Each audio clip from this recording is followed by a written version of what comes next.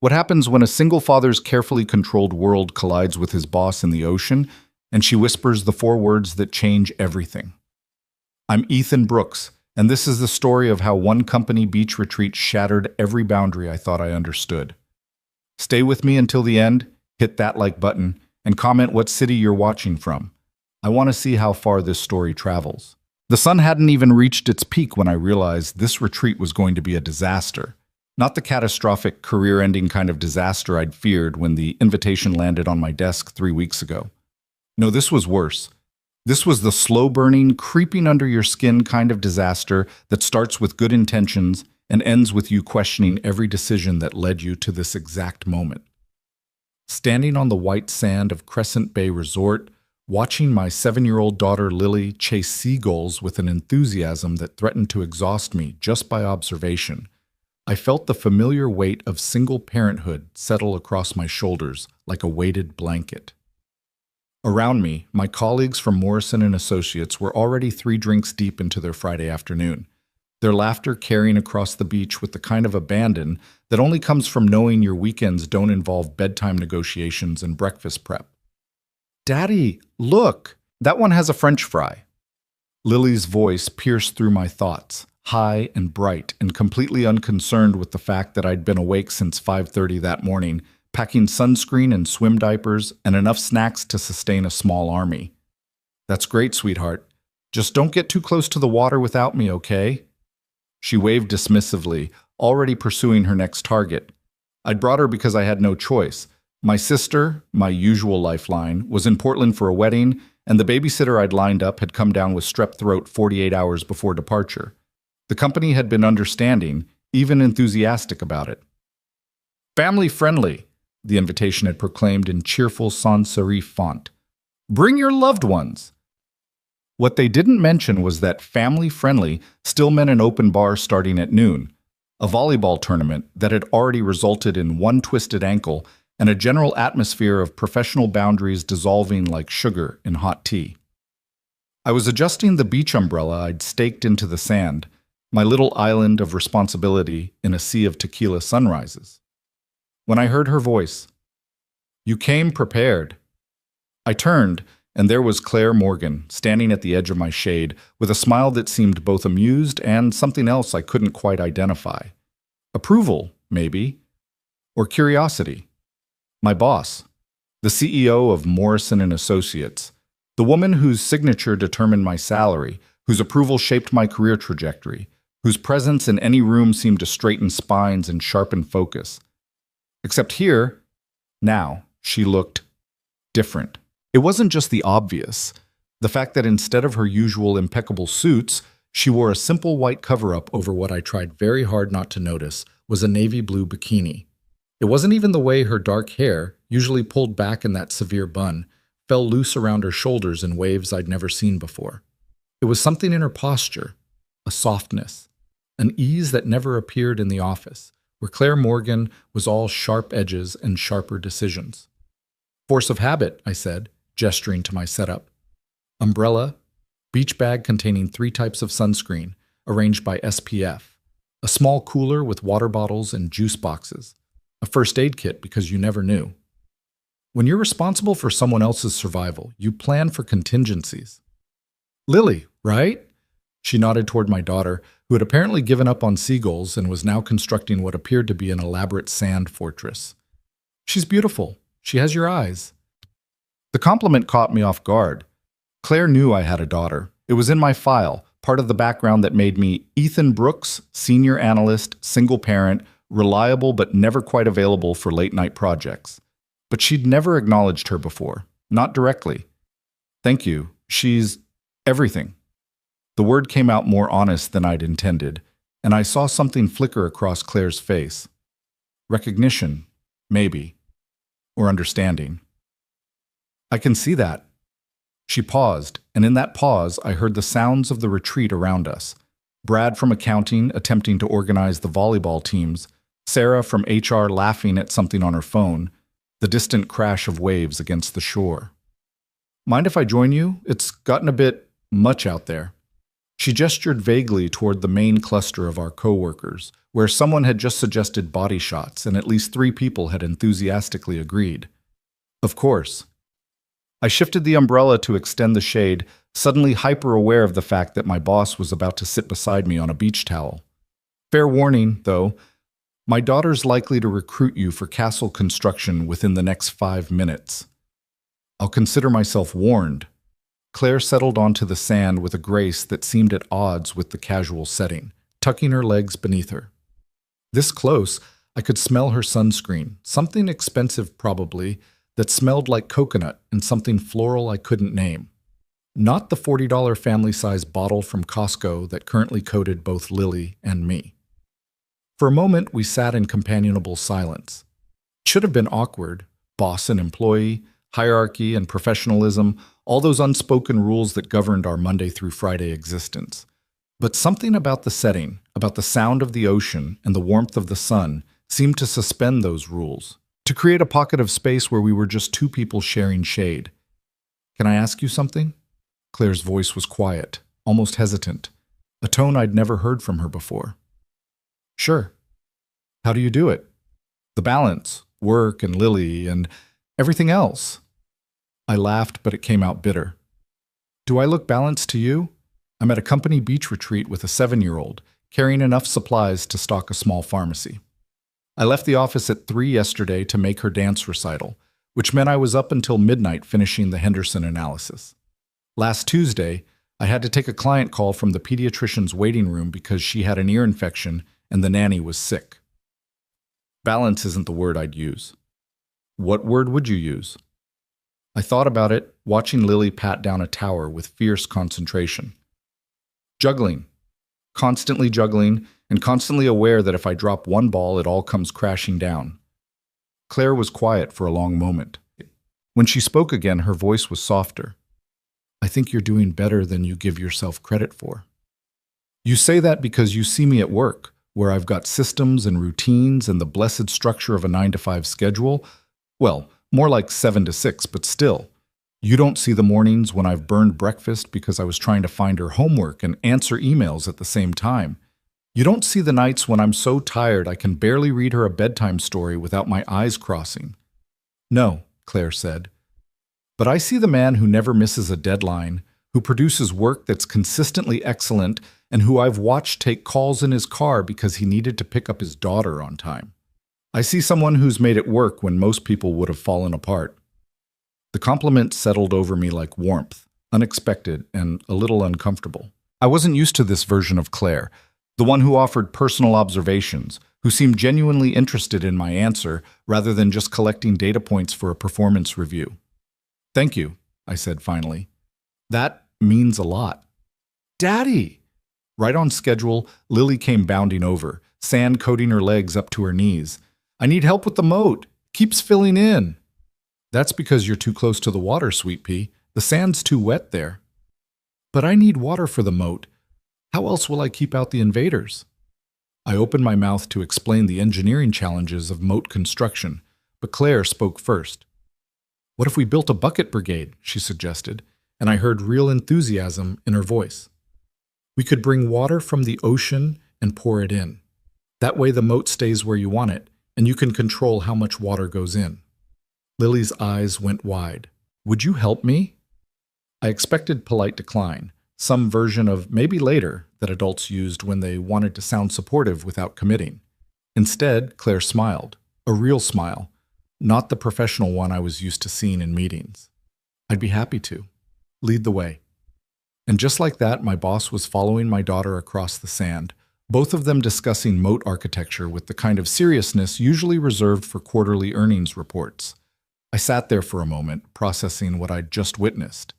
Then I grabbed a bucket and followed. The next hour passed in a blur of sand and seawater and engineering challenges.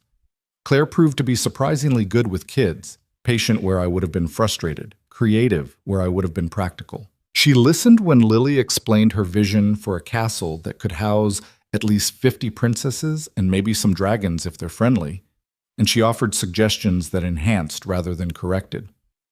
"You're good at this," I said at one point, when Lily had run off to find shells for decoration. Claire looked up from the tower she'd been shaping, surprise crossing her face. At sandcastles? At kids? At listening to them like they're people with valid ideas, not just small humans to be managed. Something shuddered in her expression, there and gone so fast I almost missed it. I had practice once, a long time ago. Before I could ask what she meant, Lily returned with a handful of shells, and the conversation shifted. But the moment stayed with me. That glimpse of something deeper, something that suggested Claire Morgan wasn't just the polished professional I saw in the office. By the time we'd completed the castle, a sprawling complex that incorporated elements of Gothic architecture, modern engineering, and pure 7-year-old whimsy, the sun had shifted, lengthening shadows across the beach. Most of our coworkers had migrated toward the resort's patio, where the afternoon activities were shifting from beach games to an early dinner. I should probably get her cleaned up, I said, noting the sand that had somehow infiltrated every possible crevice of my daughter's body. Shower before dinner. Will you sit with us? Lily asked Claire directly, with the kind of forthright invitation that only children could pull off. We could sit together at dinner. I felt my face heat. Lily, Ms. Morgan probably has... I'd like that, Claire said, and the simple directness of it cut through my embarrassment. If it's okay with your dad, of course. What was I supposed to say to that? My boss wanted to have dinner with my daughter and me, at a company function, where lines were already blurry and boundaries already soft. Sure, I heard myself say. That would be nice. Lily beamed, and I tried not to think about how complicated this was becoming. The resort's outdoor shower area was designed with families in mind. Multiple stalls, each with a changing area and hooks for towels. I'd just gotten Lily rinsed off and was in the process of the Herculean task of getting sand out of a 7-year-old's hair when I heard voices from the path. Telling you, something's different about her today. Did you see her actually building sandcastles? Claire Morgan, sandcastles. I've worked here for 6 years and I didn't think she knew how to smile. I recognized Brad's voice, tinged with the kind of alcohol-loosened speculation that came out at company events. Maybe she's finally unwinding, Sarah responded. Lord knows she deserves it. Woman works harder than anyone I've ever met. Or maybe she's finally interested in someone. Brad's tone had shifted to something more knowing, more insinuating. Did you notice who she was spending all afternoon with? My hand stilled in Lily's hair. Ethan? Come on, Brad. She was just being nice to his kid. Right, because Claire Morgan is known for being nice. Face it, there was something there. The way she was looking at him. You're drunk and reading into things. Claire's professional. She'd never... Professional doesn't mean dead, Sarah. And Ethan's not bad looking in that whole responsible single dad kind of way. Some women go for that. Daddy, that hurts, Lily whimpered, and I realized I'd been gripping her hair too tightly. Sorry, sweet pea. I forced my hands to relax, to focus on the task rather than the conversation happening just beyond the shower wall. Almost done. But Brad's words echoed in my head. There was something there. The way she was looking at him was there. I'd been so focused on the strangeness of the situation, on the oddity of seeing Claire outside her usual context, that I hadn't stopped to analyze the interaction itself. The ease of our conversation, the way she'd smiled at Lily. The moment when our hands had brushed reaching for the same bucket, and I'd felt... What? What had I felt? I shut down that line of thinking immediately. Claire was my boss. She was professional and polished and completely out of my league in every conceivable way. Whatever Brad thought he'd seen was alcohol and speculation and the kind of gossip that sprouted at company events like mushrooms after rain. Nothing more. By the time we made it to dinner, the patio was already full. Long tables had been set up overlooking the ocean, strung with lights that would turn magical once the sun set. The mood was festive, loud with conversation and laughter, the kind of forced camaraderie that happened when coworkers tried to pretend they were friends. I spotted Claire immediately. She'd changed into a simple sundress, her hair still loose, and she was standing near one of the tables talking to James Morrison himself, the Morrison of Morrison and Associates, the founder who'd mostly stepped back from daily operations but still showed up for important company events. Seeing them together was a reminder of the gulf between us. Claire belonged in that world, the world of executive decisions and profit margins and strategic planning. I was a senior analyst, good at my job, respected, but ultimately just another employee. The idea that there could be anything between us beyond professional courtesy was absurd. There she is! Lily spotted Claire before I could redirect her, and before I could stop her, she was running across the patio. I followed, trying to look casual rather than mortified, as my daughter inserted herself directly into what was clearly a business conversation. "Miss Morgan, we're here!" Claire's face transformed when she saw Lily, that professional mask slipping into something genuine and warm. "So you are. I was hoping you'd make it." James Morrison looked between Claire, Lily, and me with undisguised curiosity. "And who's this young lady?" "This is Lily Brooks," Claire said, and I noted how naturally she made the introduction, as if children interrupting business conversations was perfectly normal. "Lily, this is Mr. Morrison. He started the company where your dad works." "Are you Claire's boss?" Lily asked with typical 7-year-old directness. James laughed, a deep booming sound that made several people turn. "In theory, yes. In practice, I think Claire runs circles around all of us. Your father, too, from what I hear. Ethan, good to see you. Didn't know you were bringing family." "Last-minute arrangement," I said, trying to strike the right balance between professional and casual. "Childcare fell through. Well, we're glad to have you both. Glad to—" "Claire, I'll let you get to dinner. We'll talk more about the Singapore expansion tomorrow." He moved off, and I was left standing there with Claire, Lily between us, very aware that several people were watching our interaction with interest. "I saved us seats," Claire said, gesturing to a table near the edge of the patio. "Hope that's okay."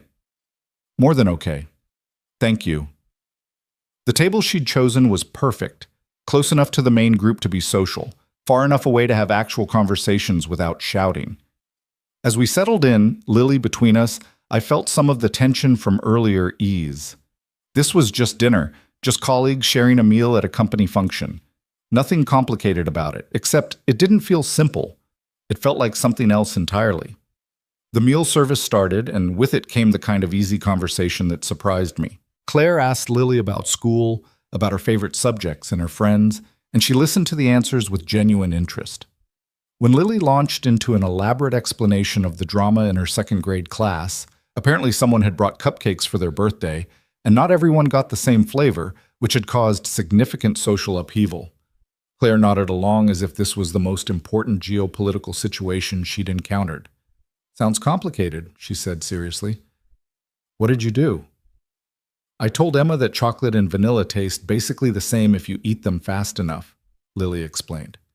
"But she didn't believe me, so now she's not talking to Maya, and Maya's not talking to Sophie, and it's a whole thing." "Ah," Claire said, "the cupcake détente has failed." Lily giggled at the word détente, and I found myself smiling despite my earlier concerns. This was nice. Surprisingly, genuinely nice. "She's handling it better than some board members I've dealt with," Claire said to me quietly, while Lily was distracted by the arrival of her chicken fingers. "At least she tried diplomacy first." 7-year-olds are surprisingly political when you give them the chance.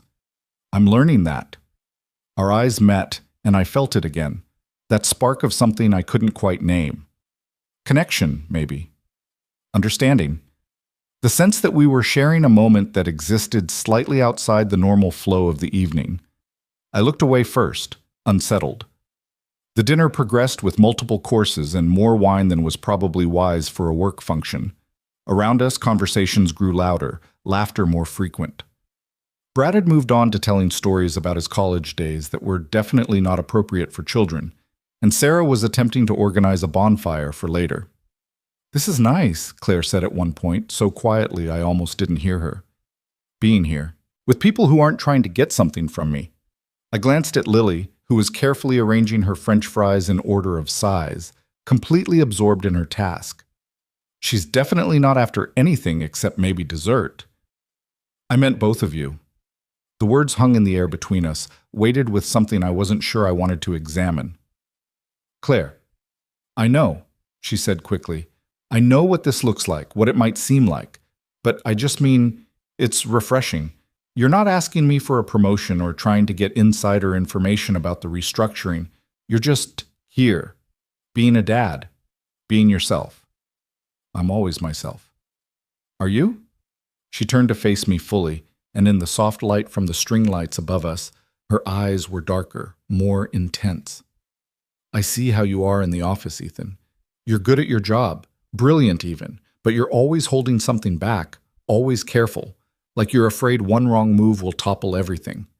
Her perception unsettled me because it was true. I did hold back.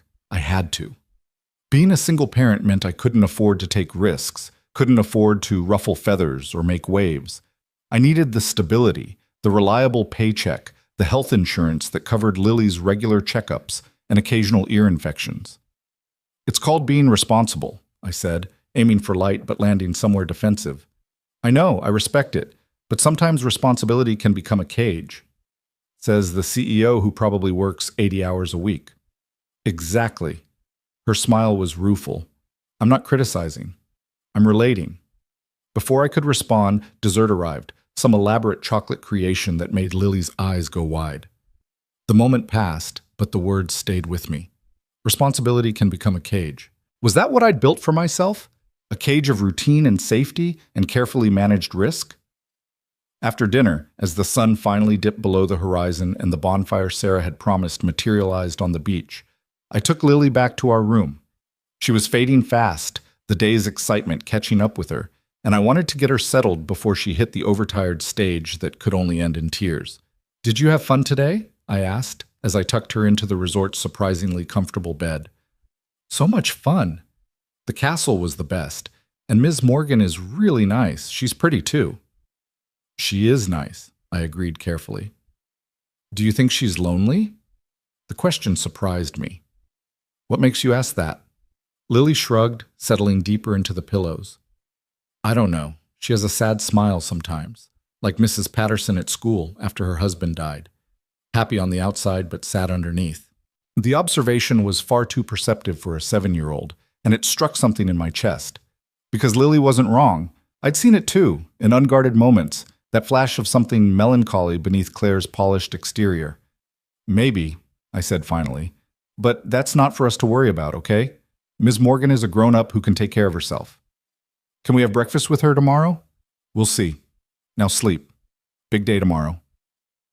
She was out within minutes, her breathing evening into the soft rhythm of childhood sleep. I stood there for a moment, watching her, feeling the familiar surge of love and terror that came with being solely responsible for another human's well-being. I should have stayed in the room, should have taken advantage of the quiet to catch up on emails or read the report I'd brought with me. Should have been responsible. Instead, I found myself walking back down to the beach. The bonfire was still going, surrounded by a smaller group now, the hardcore partiers who'd either skipped dinner or had finished early. I could hear music playing from someone's phone, see silhouettes moving against the flames. I walked in the other direction, away from the noise, toward the quieter stretch of beach where the resort's lights faded into darkness. The moon was nearly full, casting silver across the water, and the sound of the waves was loud enough to drown out thought. Couldn't sleep either? I turned, and there was Claire, standing a few feet away. She'd wrapped a shawl around her shoulders against the evening breeze, and her feet were bare. Lily's asleep. I just needed some air. Me too. It gets exhausting after a while, doesn't it? All that forced cheerfulness. She walked closer, and I was struck again by how different she seemed here. Softer, more human.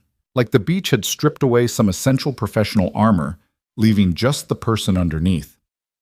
Want to walk? She asked.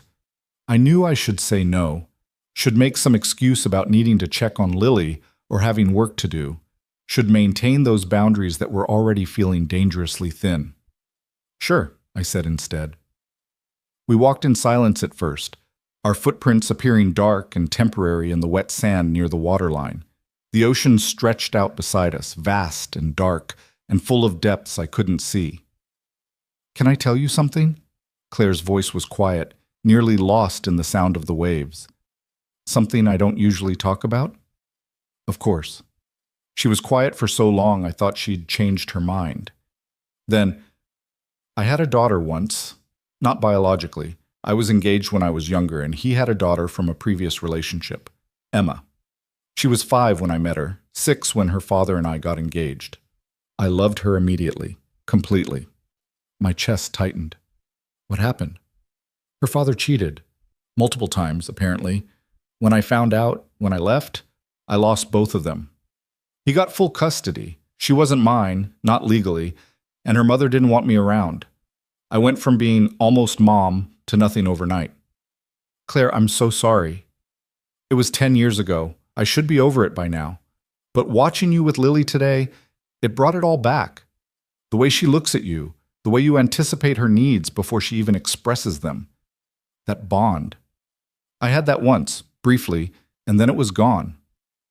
I understood then, with sudden clarity, the loneliness my daughter had sensed, the sad smile beneath the happy exterior. That's why you never talk about your personal life at work, I said. Why you're all business, all the time. It's easier, safer. If I don't let people in, they can't leave and take pieces of me with them. We'd stopped walking. The ocean crashed beside us, each wave reaching toward our feet before retreating. That sounds lonely, I said quietly. It is. She looked at me, and in the moonlight her eyes were bright with unshed tears. But you understand that, don't you? The loneliness of responsibility. The way it's easier to just focus on the job, the child, the things you can control, rather than risk the complications of letting someone in. She was right, and the truth of it hit me like a physical thing. Since Lily's mother had left, had decided that motherhood wasn't for her, and walked away when Lily was 6 months old, I'd built my entire life around avoiding exactly the kind of vulnerability Claire was describing. It was safer to be alone, simpler to focus on work and Lily and nothing else. But standing here, on this beach, with this woman who was somehow both my boss and a stranger, and something that felt almost like a friend, I felt the walls I'd built start to crack. It's not working as well as I'd like, I admitted. The isolation. Some days it feels like I'm watching my life happen rather than living it. I know exactly what you mean. The moment stretched between us, heavy with shared understanding and something else, something neither of us was quite willing to name yet. Then Claire stepped closer, close enough that I could feel the warmth of her despite the cool breeze, and said, "Thank you for today, for sharing your daughter with me, for reminding me what I've been missing. Thank you for being kind to her. She doesn't have a lot of women in her life. My sister when she can visit, her teacher, but no one who—" I trailed off, not sure how to finish the thought without making it strange. "No one who could be more?" Claire finished softly. The question hung in the air between us, impossible to answer honestly without changing everything. Before I could try, she turned back toward the resort. "We should get back. Tomorrow's going to be another long day." But neither of us moved, not yet. "Claire," I said, her name feeling oddly intimate on my tongue. "This probably isn't appropriate, but I'm glad you joined us today. Glad you're here." She smiled, and it wasn't her professional smile or even the genuine but careful one from earlier. It was something more vulnerable, more real. "So am I." Then she did turn, and I let her go, watching her silhouette fade into the darkness until she disappeared entirely. I stood there for a long time after, listening to the ocean and trying to figure out what had just happened, what was happening, what it meant that my boss had shared something deeply personal with me, that we'd stood too close on a beach and both felt the pull of something that probably shouldn't exist. Tomorrow we'd be back in the world of team-building exercises and company hierarchies and all the reasons why this, whatever this was, couldn't happen. But tonight, just for tonight, standing on the beach with the taste of possibility in the air, I let myself wonder what if. What if I was brave enough to want something just for myself? What if Claire was too? What if the walls we'd both built could be bridges instead? The ocean had no answers, just wave after wave reaching for the shore and falling back, eternal and patient and unresolved. I walked back to the room slowly, testing the weight of these new feelings, these new possibilities. Lily was still sleeping soundly, one arm thrown over her head in complete abandon. I stood in the doorway watching her, this small person who was my entire world, and felt the familiar grip of terror and love. Whatever happened next, she came first, always. But as I lay in bed that night, listening to my daughter's soft breathing and the distant sound of the ocean, I couldn't stop thinking about Claire's words. Responsibility can become a cage, and I couldn't stop wondering if maybe, just maybe, I was ready to find the key. Morning arrived with the kind of aggressive cheerfulness that only resort staff could muster. Ethan woke to find Lily already awake, sitting cross-legged on her bed and staring out the window at the ocean with the intense focus of a philosopher contemplating existence. "Daddy, do fish ever get tired of swimming?" He checked his phone. 6:45. Of course she was awake early on the one day he could have slept in. "I don't think so, Sweet Pea. It's just what they do." "But don't their fins get sore? When I swim for a long time, my arms get tired." Fish are built differently than people. Their whole bodies are designed for swimming. She considered this, then nodded as if he'd answered some profound question. "Can we have breakfast with Ms. Morgan again?" There it was. The question he'd been expecting since last night, lying in bed unable to sleep, replaying every moment on the beach with Claire. The way she'd stood close enough for him to count the freckles on her shoulders. The way her voice had cracked when she talked about Emma. The way the space between them had felt charged with possibility. "We'll see if she's available," he said carefully. "Ms. Morgan might have other plans. But she said she wanted to see us again. She told me when you were getting napkins at dinner. She said I could show her my shell collection." Ethan hadn't known about that promise, and something warm unfurled in his chest at the image of Claire making plans with his daughter. Plans that assumed a continuation, a future beyond yesterday's sandcastle building.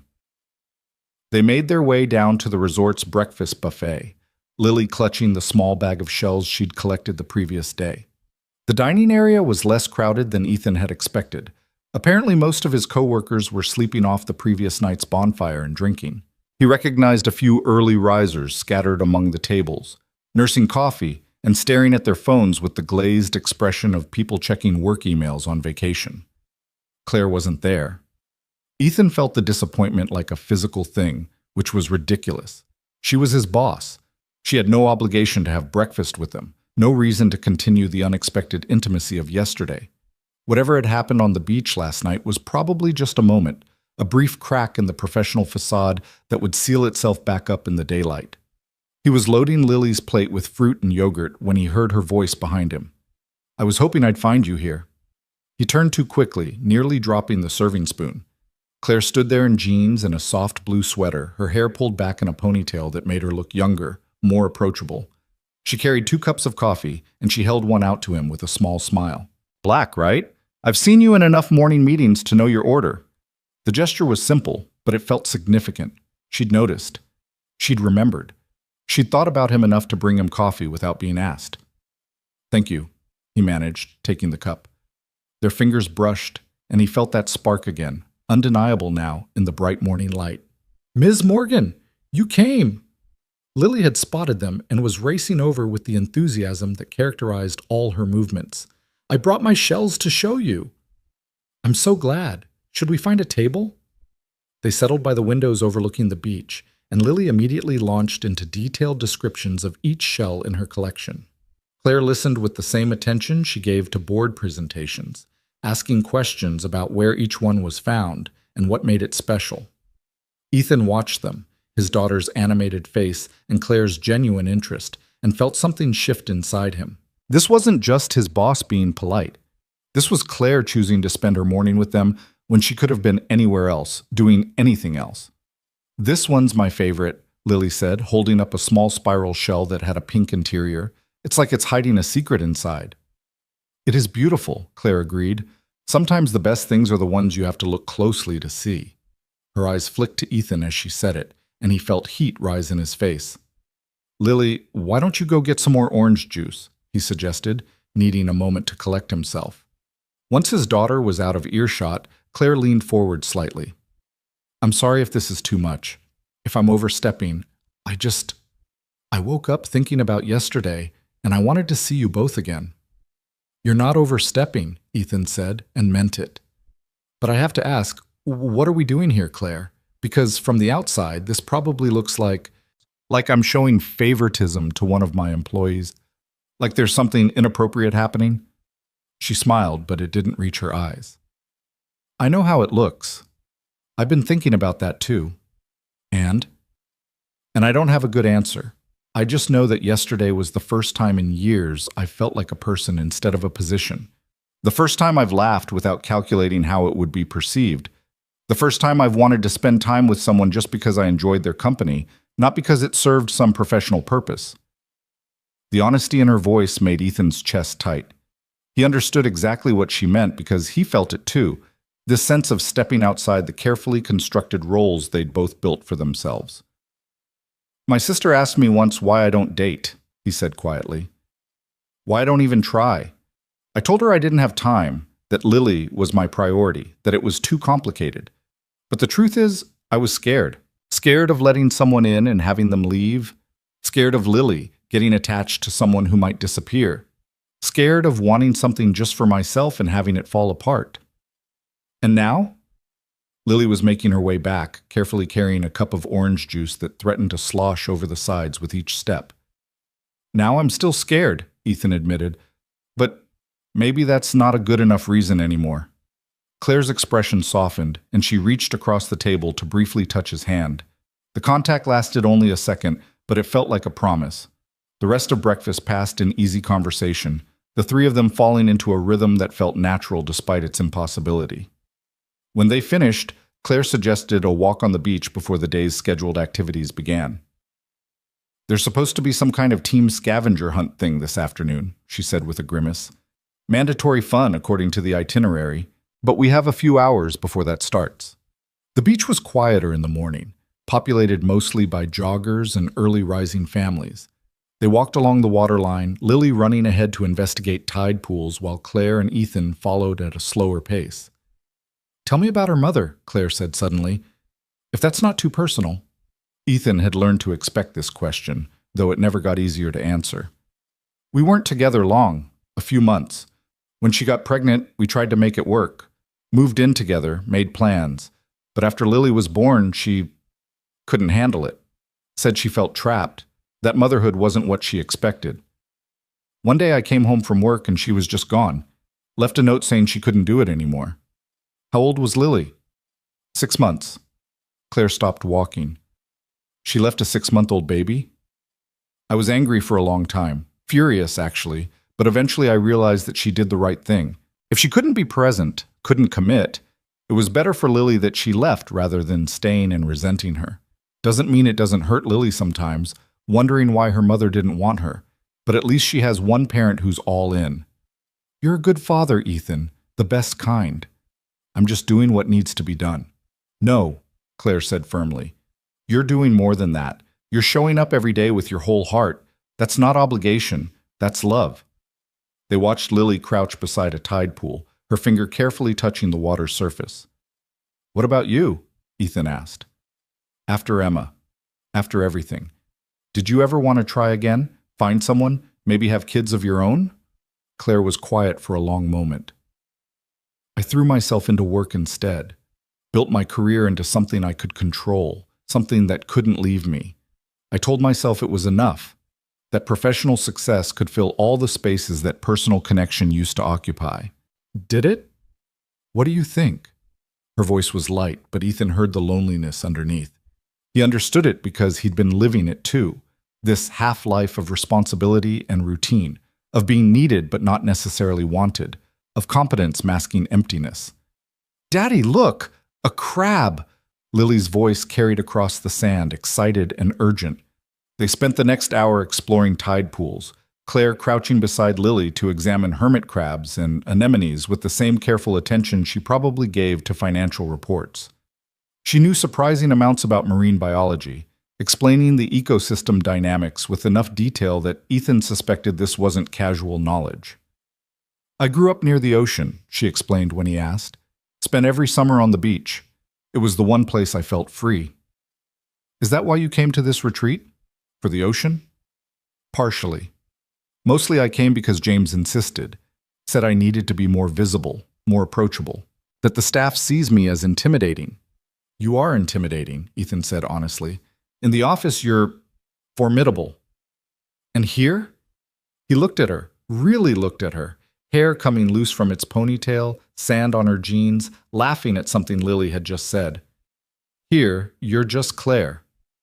Something passed between them, an understanding that felt both thrilling and terrifying. They were crossing lines, blurring boundaries that existed for good reasons, but neither of them seemed able to stop. By the time they made their way back to the resort, the place had come alive with activity. The scavenger hunt Claire had mentioned was being organized on the main lawn, with Brad, looking worse for wear but determinedly cheerful, dividing people into teams. "Pairs," he announced as they approached. "We're doing pairs for this one. I've got a random number generator to make it fair." Ethan caught Claire's eye, and they both knew what was coming before Brad's phone even loaded. The universe had a sense of humor, it seemed. "Brooks and Morgan," Brad called out, and Ethan could have sworn he saw speculation flash across his coworker's face. "Team 7, here's your list." The list was extensive. Photos to take, items to find, challenges to complete. Standard corporate team-building fare, designed to force interaction and cooperation. "Looks like we're stuck together," Claire said, but she was smiling. "Tragic," Ethan replied, and felt his own smile grow when she laughed.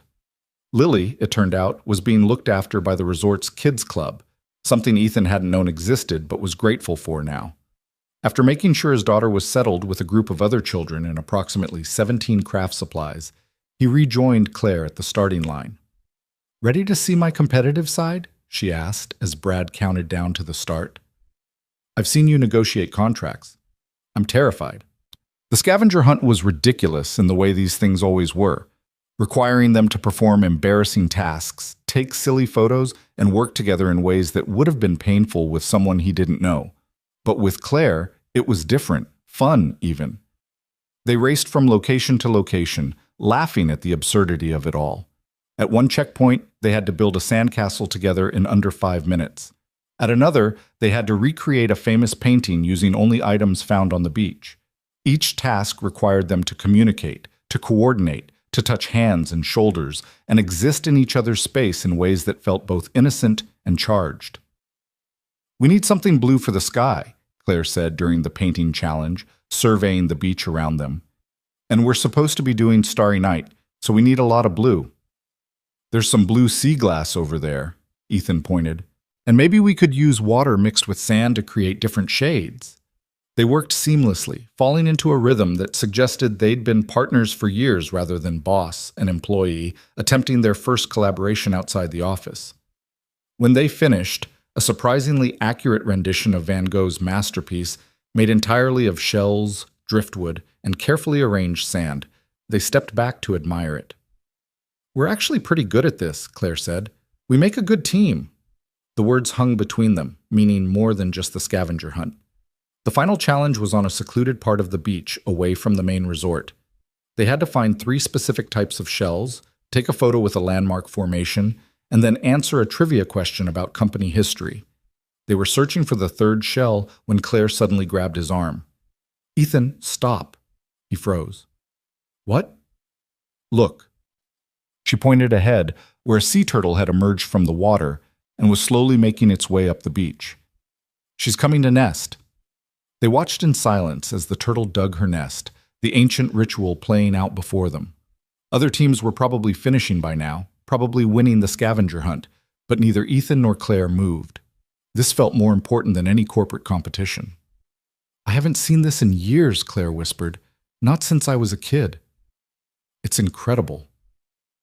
When the turtle finally finished and made her way back to the ocean, they were alone on that stretch of beach. The resort was distant enough that they couldn't hear the other teams, couldn't see anyone else. It was just them and the sound of waves and the marks in the sand where the turtle had been. "Thank you for stopping," Ethan said, "for not rushing past that. Some things are worth slowing down for." She was looking at him when she said it, and Ethan felt his heart hammer against his ribs. They were standing close, closer than necessary, and he could see the exact moment when Claire made a decision. "I need to tell you something," she said, "and I need you to let me finish before you respond, okay?" "Okay." "Yesterday, last night on the beach, you asked what we're doing here. I didn't have an answer then, but I do now." She took a breath, steadying herself. "I like you, Ethan. Not as an employee, not as a colleague, as a person, as a man. I like the way you are with your daughter, the way you take responsibility seriously without letting it consume you completely." I like that you noticed when I was uncomfortable at the bonfire. I like that you understand loneliness because you've lived it too. Ethan's breath caught. I know this is complicated, Claire continued. I know I'm your boss, that there are power dynamics and professional ethics and 100 reasons why we shouldn't even be having this conversation. But I also know that I'm tired of living half a life. Tired of pretending that success is enough when I go home to an empty apartment every night. Tired of convincing myself that I don't want connection just because wanting it feels dangerous. She paused, her eyes searching his face. So I'm telling you how I feel, consequences be damned. And if you don't feel the same way, we can forget this conversation ever happened. We can go back to being professional. I'll never mention it again. But if you do feel something, even if it's just curiosity or possibility, then I think we owe it to ourselves to explore it. Carefully, responsibly, but honestly. The ocean crashed behind them, patient and eternal. Ethan thought about all the reasons he should say no, all the complications this would create, the risk to his job, his stability, the carefully controlled world he'd built for Lily's sake. And then he thought about last night on the beach, about this morning over coffee, about the way his daughter's face lit up when Claire paid attention to her. He thought about the cage of responsibility he'd built and whether maybe it was time to find the door. I feel it too, he said, and watched relief flood Claire's expression. I've been feeling it since yesterday, maybe even before that. All those meetings where I caught myself watching you, wondering what you were like outside the office. All those times I wanted to ask you personal questions but didn't because it wasn't appropriate. I convinced myself it was just admiration, professional respect. But it's more than that. Ethan, let me finish, he said gently, echoing her earlier request. I'm terrified of this, of what it could mean, what it could become. I have to think about Lily first, always. If we do this, whatever this is, and it goes wrong, it's not just my heart that could break. It's hers too. She already likes you. A lot. And if you became part of our lives and then left, I wouldn't do that to her, Claire said fiercely. Or to you. I've been on the other side of that, remember? I know what it costs when adults don't think about how their choices affect kids. I know you know, but I need you to understand that this isn't just casual for me. Can't be. I don't have the luxury of casual. So if we're going to explore this, I need to know you're serious, that you've thought about what it means. Claire reached out and took his hand, her fingers threading through his with the kind of intentionality that suggested she'd been thinking about this exact gesture. I'm serious. I've thought about little else since last night. I know it's fast, maybe too fast. I know we should probably take months to figure this out, date properly, establish boundaries. But I also know that I'm 42 years old, that I've spent the last decade building walls, and that you're the first person who's made me want to tear them down. We'll have to be careful, Ethan said, even as he squeezed her hand, for Lily's sake. She can't know until we're sure. And at work nothing changes, Claire said firmly. Completely professional. No favoritism, no special treatment. In fact, I'll probably be harder on you than before just to prove there's no bias. That seems excessive. Maybe. But it's necessary. This only works if we're both absolutely committed to keeping the personal and professional separate. Ethan thought about all the rom-coms he'd never watched, all the dating advice he'd never needed. This wasn't how these things usually went, he suspected. Most people didn't start relationships with negotiations about boundaries and professional ethics. But most people weren't a single father and a CEO trying to navigate an impossible situation. Okay, he said finally. We try this. Carefully, honestly, with Lily's well-being as the absolute priority. With Lily's well-being as the priority, Claire agreed. They stood there for another moment, hands linked, both of them seeming to realize the significance of what they'd just agreed to. Then Claire smiled, and it transformed her face into something radiant. We should probably finish the scavenger hunt, she said, or people will wonder what we've been doing. Watching a sea turtle nest, completely innocent. Completely. But when they turned to go, neither of them let go of the other's hand. Not yet. Not until they could see the resort in the distance and the possibility of witnesses. They didn't win the scavenger hunt. Came in fourth, actually, which Brad announced with excessive enthusiasm.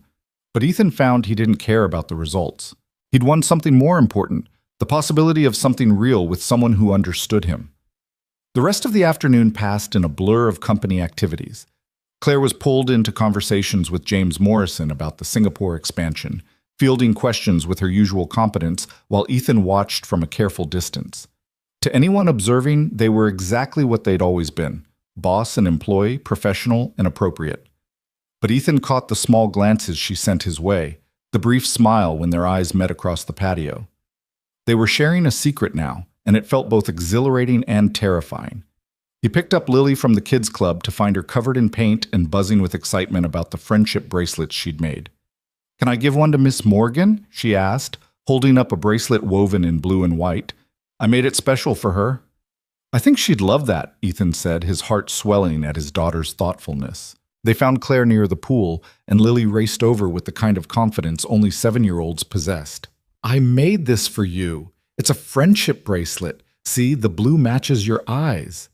Claire crouched down to Lily's level, accepting the bracelet with a solemnity that suggested she understood exactly how significant this gift was. "It's beautiful, Lily. Thank you. Would you help me put it on?" Ethan watched his daughter carefully tie the bracelet around Claire's wrist, her small fingers working the knot with fierce concentration. When she finished, Claire held up her wrist to admire it. "Perfect," she declared. "I'll wear it every day." "Even to work?" "Especially to work. That way when I'm in boring meetings, I can look at it and remember today." The casualness of the promise that there would be future days, that this wasn't just a weekend anomaly, made Ethan's chest tight with hope. Dinner that night was a formal affair, the resort's final event before everyone returned to reality tomorrow.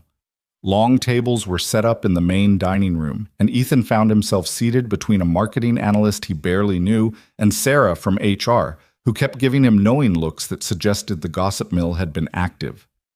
Claire was at the head table with James Morrison and the other executives, far enough away that conversation was impossible. But several times during the meal, Ethan looked up to find her watching him, and each time their eyes met, he felt that spark of connection that was becoming familiar. After dinner, there was dancing. Ethan normally avoided these situations. Single dad at a work function wasn't exactly prime dancing material, but Lily had different ideas. "Dance with me, Daddy."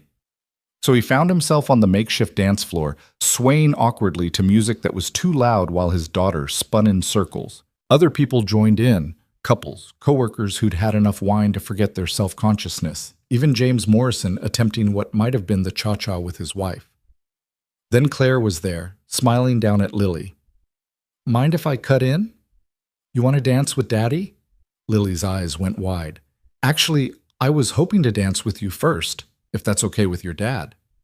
Ethan nodded, unable to speak past the lump in his throat, and watched as Claire swept his daughter into a proper waltz position.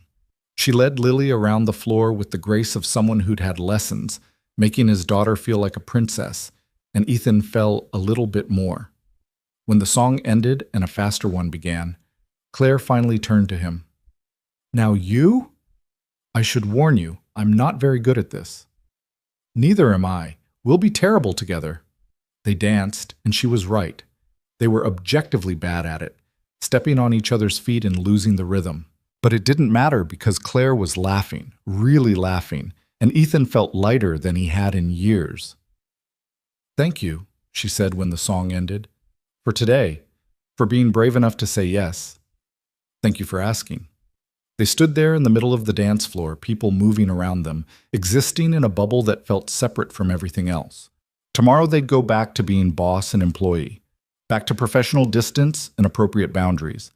But tonight, just for tonight, they could be something else, something that felt a lot like the beginning of everything. The final morning of the retreat arrived with a different quality of light, as if the sun itself understood that this was an ending. Ethan woke early, lying in the dim room and listening to Lily's soft breathing, thinking about everything that had shifted in the past 48 hours. In 2 days, he'd gone from dutiful employee maintaining careful distance to a man who'd held his boss's hand on a beach and promised to try something that defied every logical boundary he'd established for himself. The responsible part of him, the part that had kept him and Lily safe and stable for 7 years, was screaming warnings. This was reckless, dangerous, a potential disaster that could cost him his job, his reputation. The security his daughter needed. But another part, one he'd buried so deep he'd almost forgotten it existed, was whispering something different. What if this is worth the risk? What if playing it safe has cost you more than you've gained? He was still wrestling with these thoughts when his phone buzzed with a text message. Morning activity is a team scavenger hunt on kayaks. Want a partner? Or is that too obvious? The message was from a number he didn't have saved, but he knew immediately it was Claire. She must have gotten his contact information from HR, which should have felt like an overstep, but instead made him smile. He typed back quickly before he could overthink it. Lily can't kayak yet. I'll have to sit this one out. The response came almost immediately. What if she came with us? 3-person kayak. Resort has them. Ethan stared at the message, his heart doing something complicated in his chest. Claire was suggesting including his daughter in their partnership, making space for Lily rather than treating her as an obstacle. The thoughtfulness of it, the deliberate inclusion, made him ache with something he didn't want to name yet. She'd love that, he typed. Then after a pause added, thank you for thinking of her. Always. One word, but it carried the weight of a promise. An hour later, they were standing at the resort's dock, Lily bouncing with excitement as a staff member helped them into a wide, stable kayak designed for families. Claire took the front position, Ethan the back, and Lily was settled in the middle with her own smaller paddle and a life jacket that was almost comically oversized. The goal is to paddle to 3 different checkpoints around the bay, Brad explained to the assembled teams, most of whom looked significantly less enthusiastic than Lily. At each checkpoint, you'll find a challenge. Complete all 3 and paddle back. First team to finish wins. What do we win? Someone called out. The satisfaction of victory and a gift card to the resort restaurant. Several people groaned, but Lily was already gripping her paddle with fierce determination. We're going to win, she announced. Right, Ms. Morgan? Absolutely, Claire said, matching Lily's seriousness. Between the 3 of us, we're unstoppable. They pushed off from the dock, the kayak wobbling slightly before finding its rhythm. Ethan had kayaked before, years ago in college, but Claire moved with the easy confidence of someone who'd done this recently. She set a steady pace that Lily tried valiantly to match, her small paddle dipping into the water with more enthusiasm than technique. You're doing great, sweet pea, Ethan encouraged. Nice, smooth strokes. Like this? Lily adjusted her form and he felt a surge of pride at how quickly she adapted. They glided across the bay's calm water, passing other teams who were either struggling with coordination or stopping to take selfies. The first checkpoint was a small inlet marked with a bright orange buoy, and as they approached, Ethan could see a waterproof container attached to it. Claire reached out and grabbed it, pulling out a laminated card. Challenge 1. As a team, list 10 things you have in common. Write them on the provided paper and return it to the container. That's easy, Lily said. We all like the beach. Good start, Claire said, accepting the pencil and paper from the container. What else? We all like sandcastles, Lily continued, and we all think orange juice is better than apple juice. Do we all think that? Ethan asked, amused. Well, we should. It's a fact. Claire was writing down Lily's suggestions, a smile playing at her lips. What about we all value honesty? That's a good one, Ethan said, catching her eye. There were layers to that statement, acknowledgments of the conversations they'd had about being truthful with each other, about not hiding behind professional facades. We all like learning new things, Claire added. We all think families are important. We all appreciate kindness. They filled out the list quickly, a mix of silly observations from Lily and more thoughtful ones from the adults. When they returned the paper to the container and pushed off toward the second checkpoint, Ethan noticed how naturally they'd worked together, finishing each other's thoughts and building on each other's ideas. You know what else we have in common? Claire said, her voice carrying back over her shoulder. We're all terrible at kayaking in a straight line. It was true. They'd been zigzagging across the water, Lily's enthusiastic but uncoordinated paddling throwing off their trajectory. But somehow that made it better, more fun. This wasn't about winning, Ethan realized. It was about the 3 of them learning to move together, to adjust and accommodate and find their rhythm. The second checkpoint was farther out, near a cluster of rocks where seals sometimes sunbathed. As they approached, Lily squealed with delight. Look, baby seals! Sure enough, 3 young seals were lounging on the rocks, watching the kayaks with mild interest. Claire stopped paddling to let them drift closer, and for a few minutes they just floated there, observing the animals. "They're so peaceful," Claire said softly, "like they don't have a care in the world." "Must be nice," Ethan said. "No deadlines, no responsibilities, just sun and fish." "Don't forget the predators and harsh weather and competition for food," Claire pointed out, but she was smiling. "Nothing's as simple as it looks." The observation felt pointed, a reminder that what they were attempting, this tentative relationship, would have its own predators and harsh weather. Office politics, professional ethics, the potential for heartbreak. But like the seals, maybe they could find moments of peace in between the challenges. The challenge at the second checkpoint was more physical. They had to work together to tie a series of nautical knots, following diagrams on another laminated card. It required Claire to turn around in the kayak, creating an awkward but intimate closeness as they worked with the rope together. Their hands kept brushing, and each contact sent electricity up Ethan's arm. "You're good at this," he said, as she completed a bowline knot with practiced efficiency. "Summer camp, years ago. I was obsessed with sailing." "What happened to that?" "College happened. Then law school, then work. Life gets in the way of the things we love sometimes." Lily was struggling with a square knot, her small fingers fumbling with the rope. Claire noticed and gently guided her hands without taking over, showing her the motion until Lily got it right. "I did it!" Lily's face glowed with accomplishment. "You absolutely did. You're a natural sailor." The praise made Lily beam, and Ethan felt his throat tighten. This was what he'd been protecting his daughter from by avoiding relationships, the risk of attachment to someone who might leave. But watching Claire's genuine pride in Lily's small victory, he wondered if he'd been protecting her from the wrong thing. Maybe the real danger wasn't letting people in. Maybe it was teaching his daughter that walls were safer than bridges. They completed the knots and headed toward the third checkpoint, which was marked on the map as being near a small island at the far end of the bay. The paddle was longer, and Lily started to tire, her strokes becoming less frequent. "Want to take a break, Sweet Pea?" Ethan asked. "No, I can do it. We have to win, remember?" "We don't have to win," Claire said gently. "We're just here to have fun together." "But you said we were unstoppable." "We are, which means we're unstoppable, whether we come in first or last. Being unstoppable isn't about beating other people. It's about not giving up on each other." The wisdom in that statement wasn't lost on Ethan. Claire wasn't just talking to Lily, she was talking to both of them, about what they were building, about commitment that went beyond competition or achievement. The third checkpoint was in a quiet cove, sheltered from the main bay by the small island. As they paddled into the protected water, Ethan noticed they were alone. The other teams had either taken different routes or were still working on earlier challenges. Claire retrieved the final challenge card and read it aloud.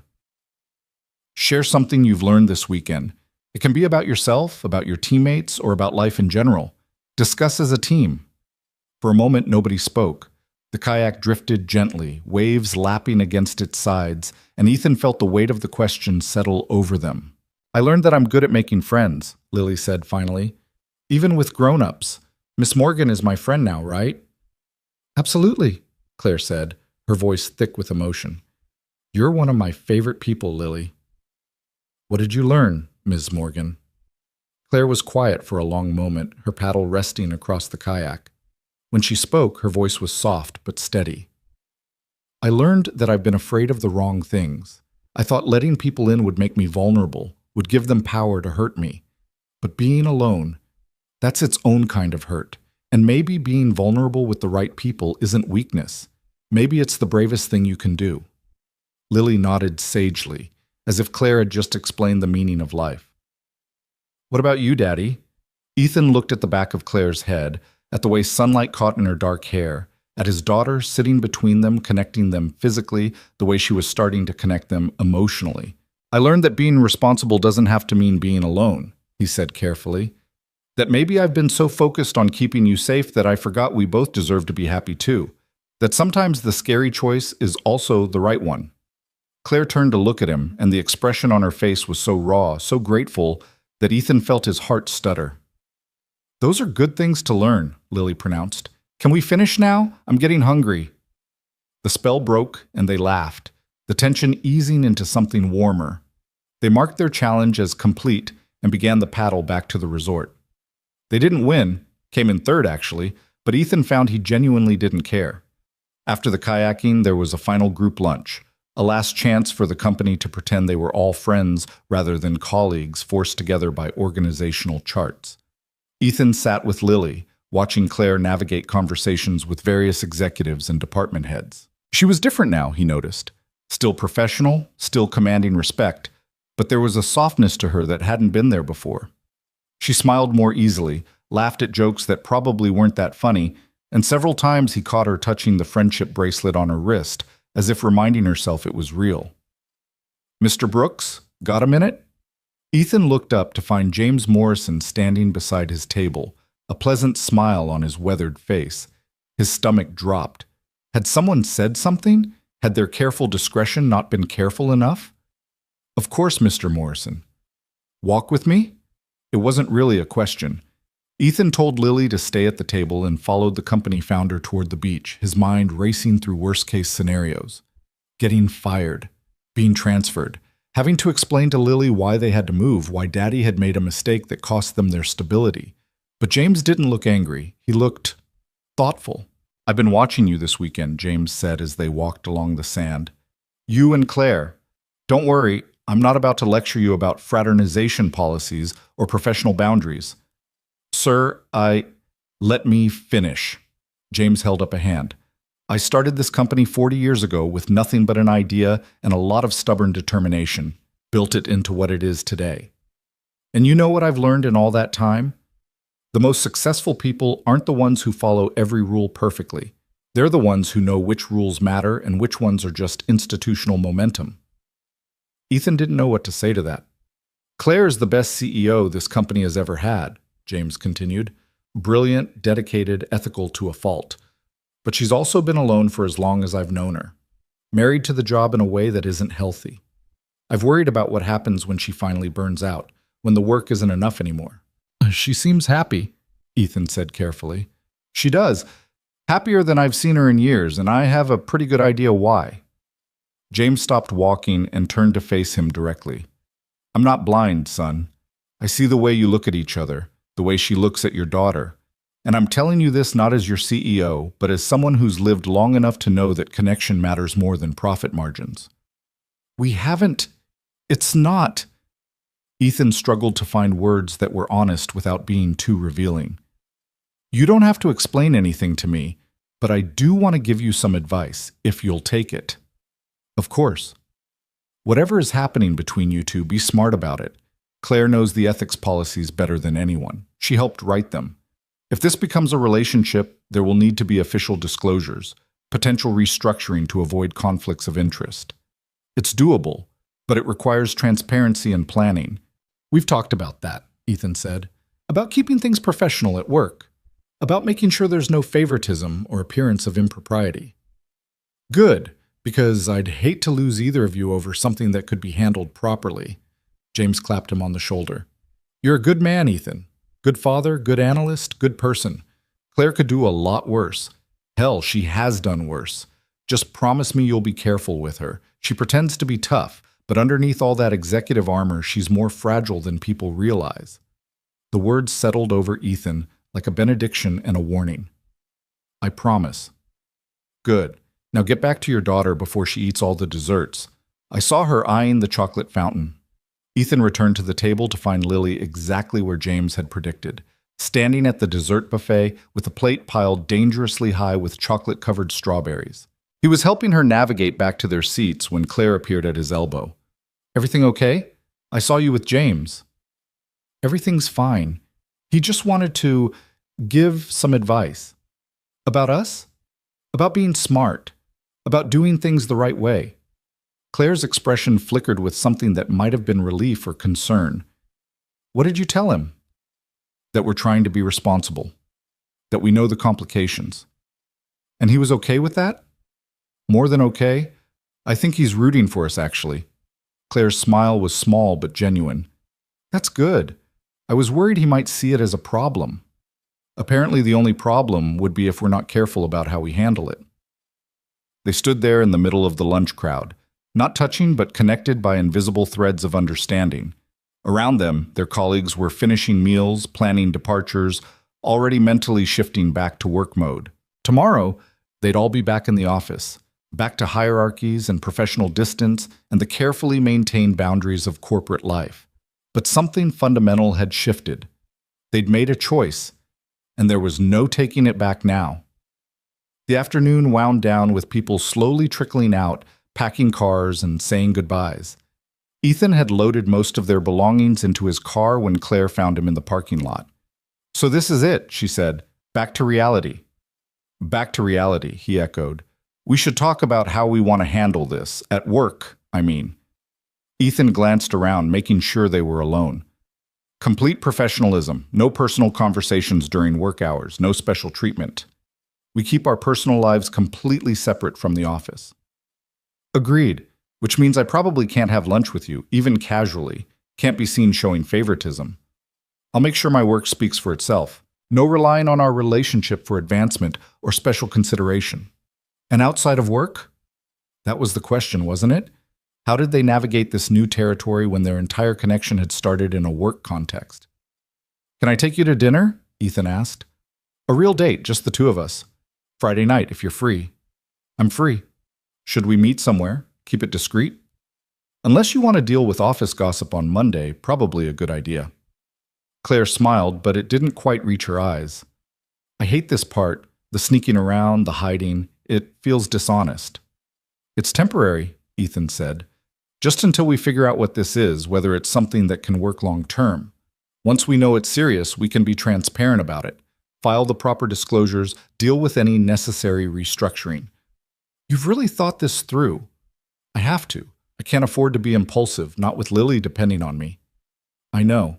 It's one of the things Claire trailed off, seeming to catch herself. "It's one of the things I respect about you." But Ethan heard what she'd almost said, and his heart kicked against his ribs. Lily appeared then, running across the parking lot with her backpack bouncing. "Daddy, I can't find Mr. Snuggles." "Did you check under your bed?" "I checked everywhere." Ethan sighed, knowing they'd have to go back to the room for one more search. Mr. Snuggles was a stuffed elephant that Lily had owned since she was 2, and bedtime without him was a battle not worth fighting. "I'll help look," Claire offered. "You don't have to." "I want to." So the three of them trooped back to the room, searching under beds and in corners until Claire triumphantly produced Mr. Snuggles from behind the bathroom door, where he'd apparently fallen during the morning rush. "You found him!" Lily threw her arms around Claire's waist in a spontaneous hug that made Claire's eyes go wide with surprise and then soft with affection. "Of course I did. Mr. Snuggles and I have an understanding." "What kind of understanding?" "That he needs to stay where you can find him, and I need to be observant enough to spot hiding elephants." Lily giggled, and Ethan felt something crack open in his chest. This was what he'd been afraid of, his daughter getting attached, loving someone who might not stay. But watching them together, seeing the genuine care in Claire's expression, he wondered if maybe the risk was worth it. They said their goodbyes in the parking lot, keeping it professional despite Lily's insistence that they needed a group hug. Claire compromised with individual hugs, a long, tight embrace with Lily, and a brief, careful one with Ethan that still managed to feel significant. "Friday," she said quietly, her breath warm against his ear. 7 o'clock. "There's a little Italian place in Westbrook, far enough from the office that we're unlikely to run into colleagues. I'll be there. And Ethan, thank you for this weekend, for taking a chance. Thank you for asking me to." The drive home was quiet, Lily dozing in the back seat while Ethan navigated familiar highways back toward their regular life. He thought about Monday morning, about walking into the office and seeing Claire in her natural habitat, all business and authority. Would he be able to look at her the same way? Would she be able to maintain her professional distance knowing what they'd shared? His phone buzzed at a red light. Another message from Claire's number. "I already miss you both." He typed back quickly. "Same. See you Friday." It was such a simple exchange, but it felt momentous. They'd crossed a line, stepped into new territory, and there was no map for where they were going. Just faith that the destination was worth the uncertain journey. When they got home, Lily helped him unpack. chattering about all her favorite moments from the weekend. The sandcastle, the kayaking, the seals, and always, woven through everything, mentions of Ms. Morgan. "Is she going to be our friend now?" Lily asked as Ethan tucked her into her own bed that night. "Like, can we see her outside of work stuff?" "Maybe," Ethan said carefully. "Would you like that?" "Yeah, she's nice, and she listens when I talk, like what I'm saying actually matters." "What you say always matters, Sweet Pea." "I know, but grown-ups don't always think so. Ms. Morgan does, though." After Lily fell asleep, Ethan sat in his living room staring at nothing, processing everything that had happened. In 72 hours, his entire world had tilted on its axis. He'd gone from safely isolated single father to a man tentatively reaching for connection with someone who could either complete his life or completely upend it. The responsible choice would be to pull back, to thank Claire for a nice weekend and then politely extract himself before anyone got hurt, to prioritize stability over possibility. But James Morrison's words kept echoing in his head. The most successful people aren't the ones who follow every rule perfectly.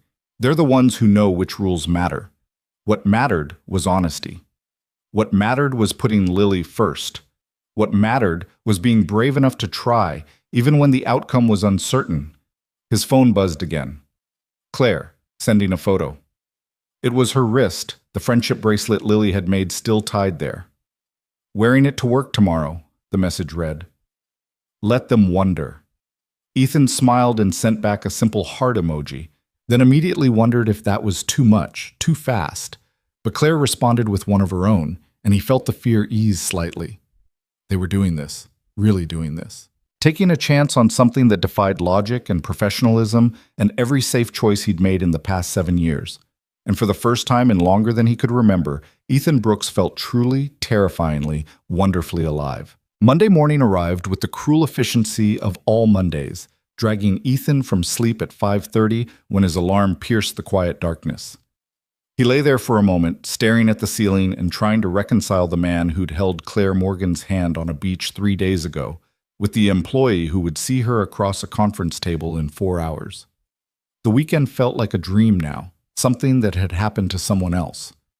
In the harsh light of a workday morning, with Lily needing breakfast and his inbox already pinging with urgent messages, the idea that he and the CEO of his company were attempting some kind of relationship seemed absurd. But then his phone buzzed with a text message. "First day back? Ready to be completely professional and appropriate?" He smiled despite his anxiety. "As ready as I'll ever be.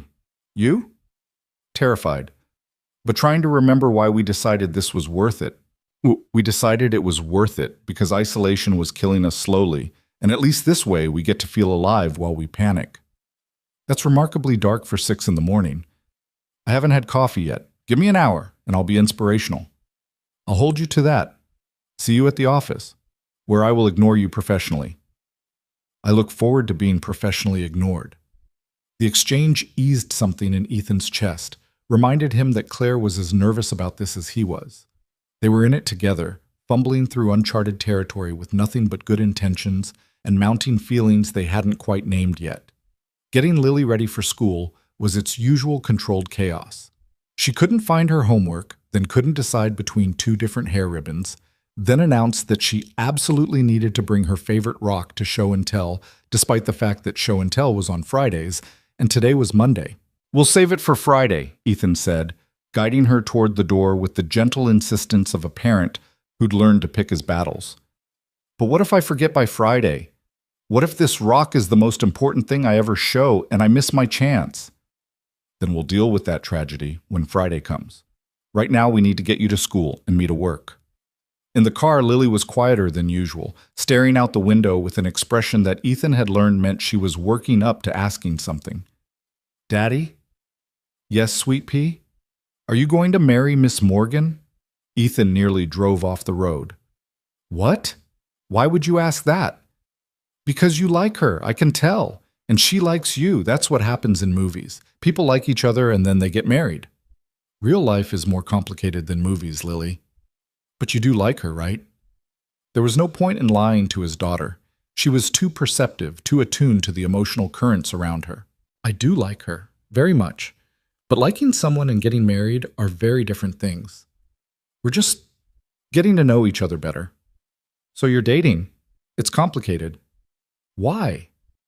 How did you explain professional ethics and power dynamics and the potential for career-ending conflicts of interest to a 7-year-old? Because Miss Morgan is my boss at work, and there are rules about that kind of thing. We have to be very careful about how we handle our friendship so that nobody thinks I'm getting special treatment or that Ms. Morgan is doing anything wrong. Lily absorbed this with the seriousness of a judge hearing testimony. That sounds hard. It is hard, but sometimes the things worth having are hard. Is Ms. Morgan worth it? Ethan glanced at his daughter in the rearview mirror, her small face so earnest and trusting.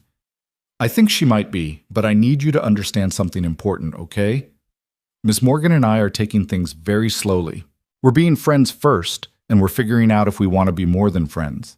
And nothing is more important to me than you. So if this doesn't work out, or if it gets too complicated, or if you're ever uncomfortable with any of it, you tell me. Deal? Deal. Can I still make her friendship bracelets? You can make her all the friendship bracelets you want. Good. Because I was thinking blue and silver for the next one. Those are sophisticated colors. Ethan had no idea where his 7-year-old had learned the word sophisticated, but he was grateful when they pulled up to the school and the conversation shifted to more immediate concerns like whether she'd remembered to pack her library book. The office felt different when Ethan walked in at 8:15. Everything looked the same gray carpets, same fluorescent lights, same motivational posters about teamwork and excellence that decorated the walls. But something fundamental had shifted, and he couldn't tell if it was the space or him. He made it to his desk without running into Claire, which felt like both a relief and a disappointment. His cubicle was exactly as he'd left it on Friday afternoon, neat and organized with a framed photo of Lily front and center. He logged into his computer and tried to focus on the Henderson analysis that was due by end of week, but his mind kept drifting. Was Claire already in her office? Was she thinking about him? Was she regretting the whole thing now that they were back in this context? Brooks, welcome back, man. How was the retreat? Brad appeared at his cubicle entrance, coffee in hand and looking far too cheerful for a Monday morning. Ethan felt his shoulders tense automatically. It was fine. Good team building. I bet. Saw you spent a lot of time with the boss lady. Building teams? There was something in Brad's tone, not quite accusatory but definitely insinuating, that made Ethan's jaw clench. I spent time with my daughter, actually. Miss Morgan was kind enough to include her in some activities. Right, the kid. That was cute, actually. Didn't know Morgan had a maternal side. She's a person, Brad. People have multiple sides. Whoa, defensive much?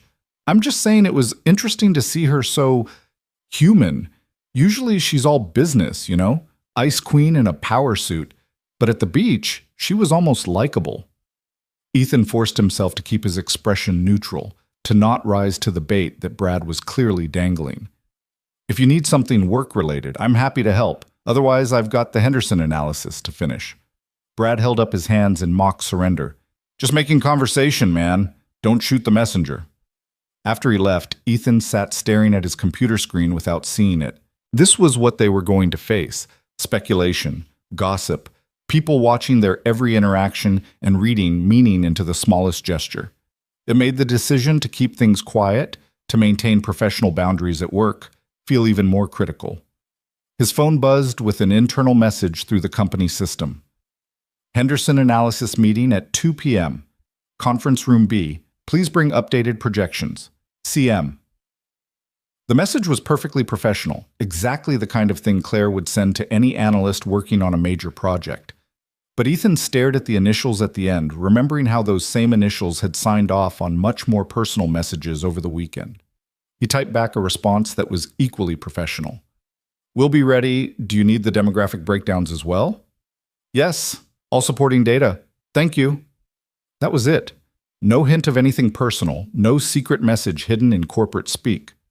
Just boss and employee, exactly as it should be. Ethan tried to tell himself that this was good, that this was what they'd agreed to, but part of him had been hoping for something more, some acknowledgement of what they were to each other outside these walls. The morning crawled by with painful slowness. Ethan buried himself in spreadsheets and data analysis, losing himself in the numbers the way he'd learned to do when emotions got too complicated.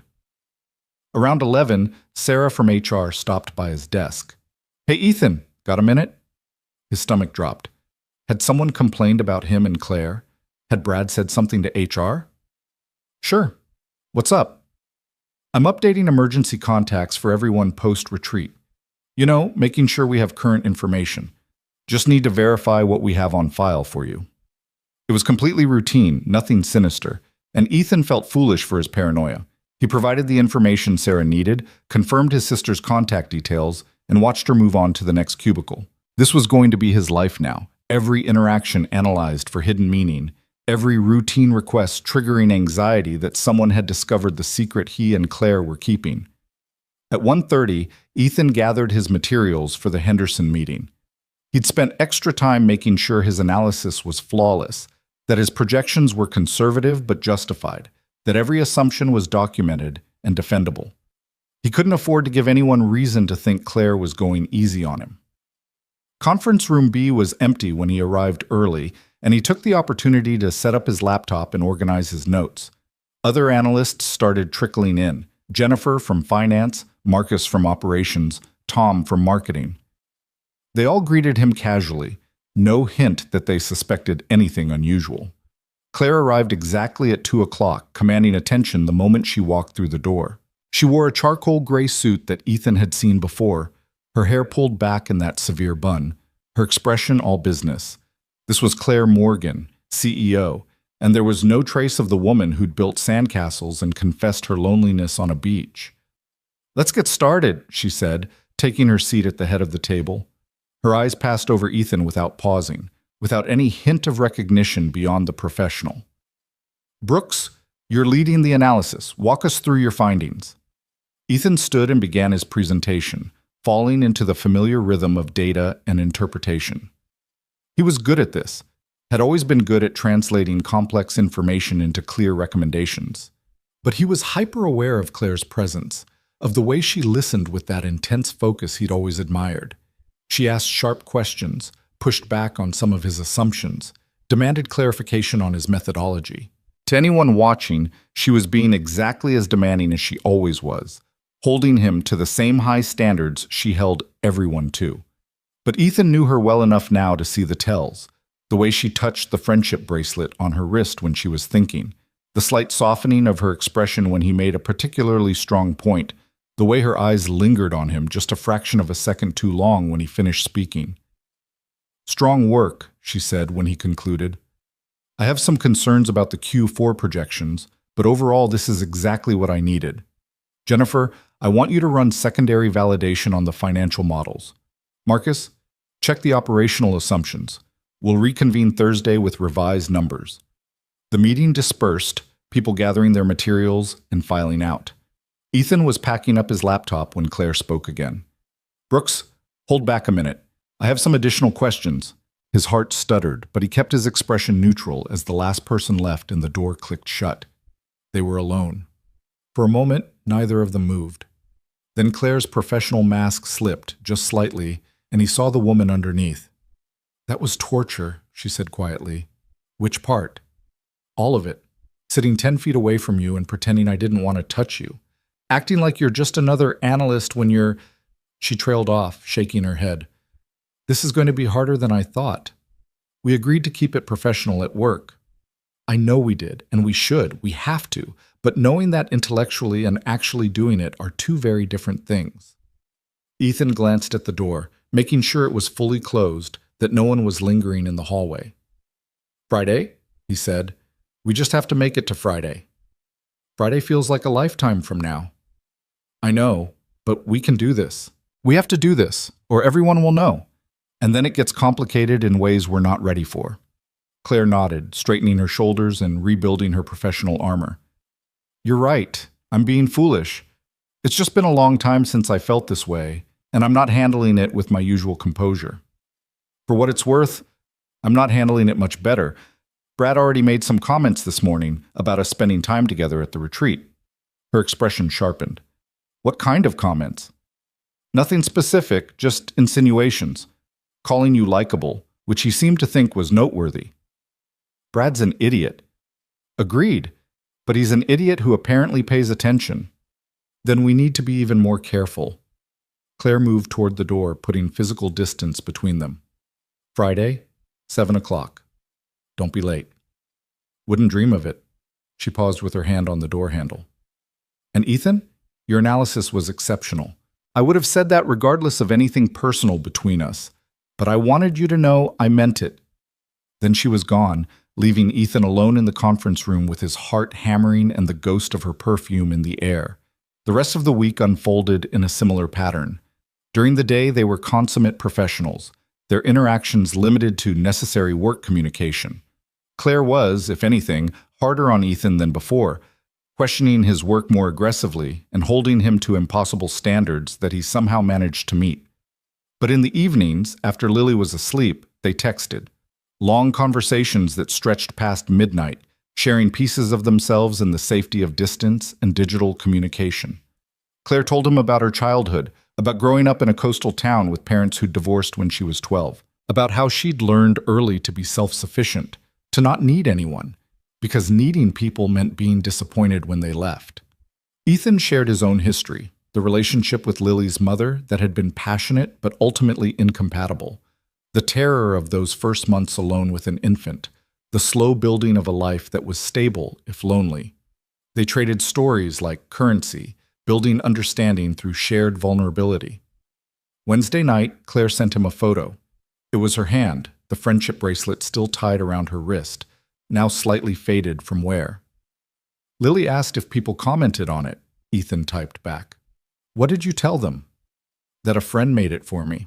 Which is true. A 7-year-old friend. I didn't specify the friend's age. Let them wonder. Thursday, Ethan's sister called during his lunch break. So, Rachel said without preamble, are you going to tell me what happened at this retreat, or do I have to guess? Nothing happened. Team building, kayaking, the usual corporate bonding nonsense. Lily mentioned someone named Ms. Morgan approximately 47 times when I talked to her yesterday. Want to explain that? Ethan closed his office door, ensuring privacy. It's complicated. It's always complicated with you. Is this Ms. Morgan the reason you sound different? I don't sound different. Yes, you do. You sound less defeated. Less like you're just going through the motions, so either you won the lottery or you met someone. Rachel had always been able to read him too easily, a talent that was both comforting and infuriating. I might have met someone. Maybe. It's very early and very complicated, and I'm not ready to talk about it yet. But you like her. I really like her. And Lily likes her? Lily adores her, which is part of why I'm terrified. Rachel was quiet for a moment. When she spoke again, her voice was gentle. Ethan, you've been alone for 7 years. You've built an entire life around being safe and stable for Lily, and that's admirable. But you're allowed to want something for yourself too. You're allowed to take a risk, even if it scares you. What if it doesn't work out? What if Lily gets hurt? What if it does work out? What if you're teaching Lily that it's okay to be brave, to reach for happiness even when it's scary? That's a valuable lesson too. After they hung up, Ethan sat in his closed office thinking about bravery and risk and what he was modeling for his daughter. He'd spent so long prioritizing safety that he'd forgotten courage had value too. Friday arrived with the weight of anticipation. Ethan had arranged for his sister to watch Lily overnight, telling his daughter it was just a sleepover at Aunt Rachel's. Lily had been thrilled, completely unsuspicious of any ulterior motive. He left work at 5, went home to shower and change, and found himself standing in front of his closet at 6:15, trying to decide what to wear for a date with his boss. Too casual suggested he wasn't taking it seriously. Too formal made it seem like he was trying too hard. He settled on dark jeans and a button-down shirt, then changed his mind 3 times before forcing himself to stop. The Italian restaurant Claire had chosen was in Westbrook, a small town about 30 minutes from the office. Far enough to avoid colleagues, close enough to not feel like they were fleeing the state. Ethan arrived 10 minutes early and sat in his car, gathering his courage. His phone buzzed. I'm here, in the back corner booth, trying not to be nervous and failing spectacularly. The message made him smile. He wasn't alone in this anxiety. The restaurant was dimly lit, intimate without being pretentious. Ethan spotted Claire immediately, sitting in a booth near the back, just as she'd said. She'd changed from her work clothes into a simple black dress, her hair down around her shoulders, and the sight of her made his breath catch. "Hi," he said, sliding into the booth across from her. "Hi yourself. You look nice. You look beautiful." She blushed, actually blushed, and Ethan felt some of his nervousness ease. They were both just people, trying to figure out if what they felt was real. The waiter appeared with menus and wine suggestions. They ordered a bottle of red to share, and then they were alone again, face to face without the buffer of work or Lily or beach activities. "I've been thinking about this all week," Claire admitted, trying to remember how dating works. "It's been a long time." "Same. I think the last actual date I went on was 9 years ago, and it obviously didn't end well. So we're both rusty. Catastrophically rusty." They smiled at each other, and some of the tension dissolved. "Tell me something I don't know about you," Claire said. "Something that's not in your employee file or that didn't come up in our weekend conversations." Ethan thought about it. "I wanted to be a teacher once. Before Lily, before I needed the salary and benefits of the corporate world. I wanted to teach high school math, help kids understand that numbers could be beautiful." "Why didn't you?" "Couldn't afford it. Teachers don't make enough to support a family alone, and I needed stability more than I needed passion." "Do you regret it?" "Sometimes. But then I think about the life I've built for Lily, the opportunities I can give her because of my salary, and I think I made the right choice. Not the choice I wanted, but the right one." Claire reached across the table and took his hand, the first time they'd touched all week. "I think you would have been an amazing teacher. You're patient, you explain things clearly, and you genuinely care about people understanding. Maybe someday, when Lily's older, you could teach part-time. Share that gift." The idea had never occurred to him, that passions deferred weren't necessarily passions dead, that there might be a future where he could reclaim pieces of the life he'd set aside. "Your turn," he said. "Something I don't know." "I'm afraid of being happy," Claire said quietly. "Every time something good happens, I wait for it to fall apart. I sabotage things before they can hurt me. I've done it in relationships, in friendships, even in work situations where I was getting too comfortable. I create distance as a defensive mechanism." "Are you doing that now? With us?" "I'm trying not to.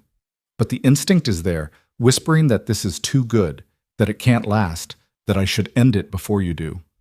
Ethan tightened his grip on her hand. "I'm not going anywhere, not unless you ask me to leave." "Promise?" "Promise. I'm all in here, Claire. Terrified, yes. Unsure of how we make this work. Absolutely. But committed to trying." The waiter returned with their wine, and they ordered food without really paying attention to the menu. After he left, Claire said, "We need to talk about the logistics, the practical reality of what we're attempting." "Okay. If this becomes serious, and I think we both feel it heading that direction, we'll need to file a formal relationship disclosure with HR. It's company policy for any relationships between employees at different hierarchical levels." "I know. I read the policy handbook last night." Claire's eyebrows rose. "You read the employee handbook?" "The section on workplace relationships, yes. I needed to understand exactly what we were dealing with." "And?" "And it's doable, but it requires transparency. We'd need to disclose the relationship. You'd need to recuse yourself from any decisions directly affecting my employment, and ideally I'd transfer to a different department or reporting structure to eliminate the direct conflict of interest." You'd be willing to transfer?" "If it meant we could be together without complications? Yes. My work is good, Claire. I could succeed in any department. The specific role matters less than the life I'm building outside of work." She looked at him with something like wonder. "You've really thought this through?" "I told you, I can't be impulsive. I need to plan, to understand the consequences, to make sure Lily's stability isn't compromised." "And you think we can do this? Make it work despite all the complications?" Ethan looked at her, really looked at her, saw the vulnerability beneath the competence, the loneliness she'd admitted to, the courage it took for someone who'd built walls to let him inside them. "I think we can try. I think we're both smart enough and committed enough to navigate the challenges. But I need to know you want this as much as I do. Because I'm not putting Lily through meeting someone, getting attached, only to have that person decide it's too complicated and walk away. I want this, Claire said without hesitation. I want you. I want to be part of Lily's life, if she'll have me. I want to try building something real instead of hiding behind my career and pretending that's enough. I'm scared to death, but I want it. Then we try. Carefully, thoughtfully, but we try. Their food arrived and they ate slowly, talking about everything and nothing. Claire told him about her college years, about the law degree she'd earned but never used because she'd fallen into corporate strategy instead. Ethan shared stories about Lily's early years, the hilarious disasters and small triumphs of single parenthood. They talked about practical things too, how to introduce a new relationship into Lily's life without overwhelming her, how to maintain work boundaries while building personal connection, when to file the formal disclosure with HR. We should wait at least a few weeks, Claire said. Make sure this is really something before we involve the company officially. Agreed. Maybe after a month? That gives us time to see if this works outside the artificial environment of a beach retreat. A month, that's reasonable. They were splitting dessert, tiramisu that was almost too rich, when Claire said, "Can I ask you something personal?" Always. Why did you say yes to all of this? You had every reason to keep things professional, to protect yourself and Lily from complications. What made you willing to take the risk? Ethan set down his fork, considering the question seriously. Honestly, you did. The way you saw me, not just as an employee or a single parent, but as a whole person with wants and needs beyond my responsibilities.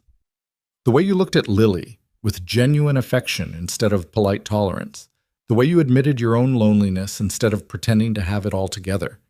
You made me feel like maybe I'd been settling for half a life when I could have a whole one. Claire's eyes were bright with unshed tears. That's the most beautiful thing anyone's ever said to me. It's the truth.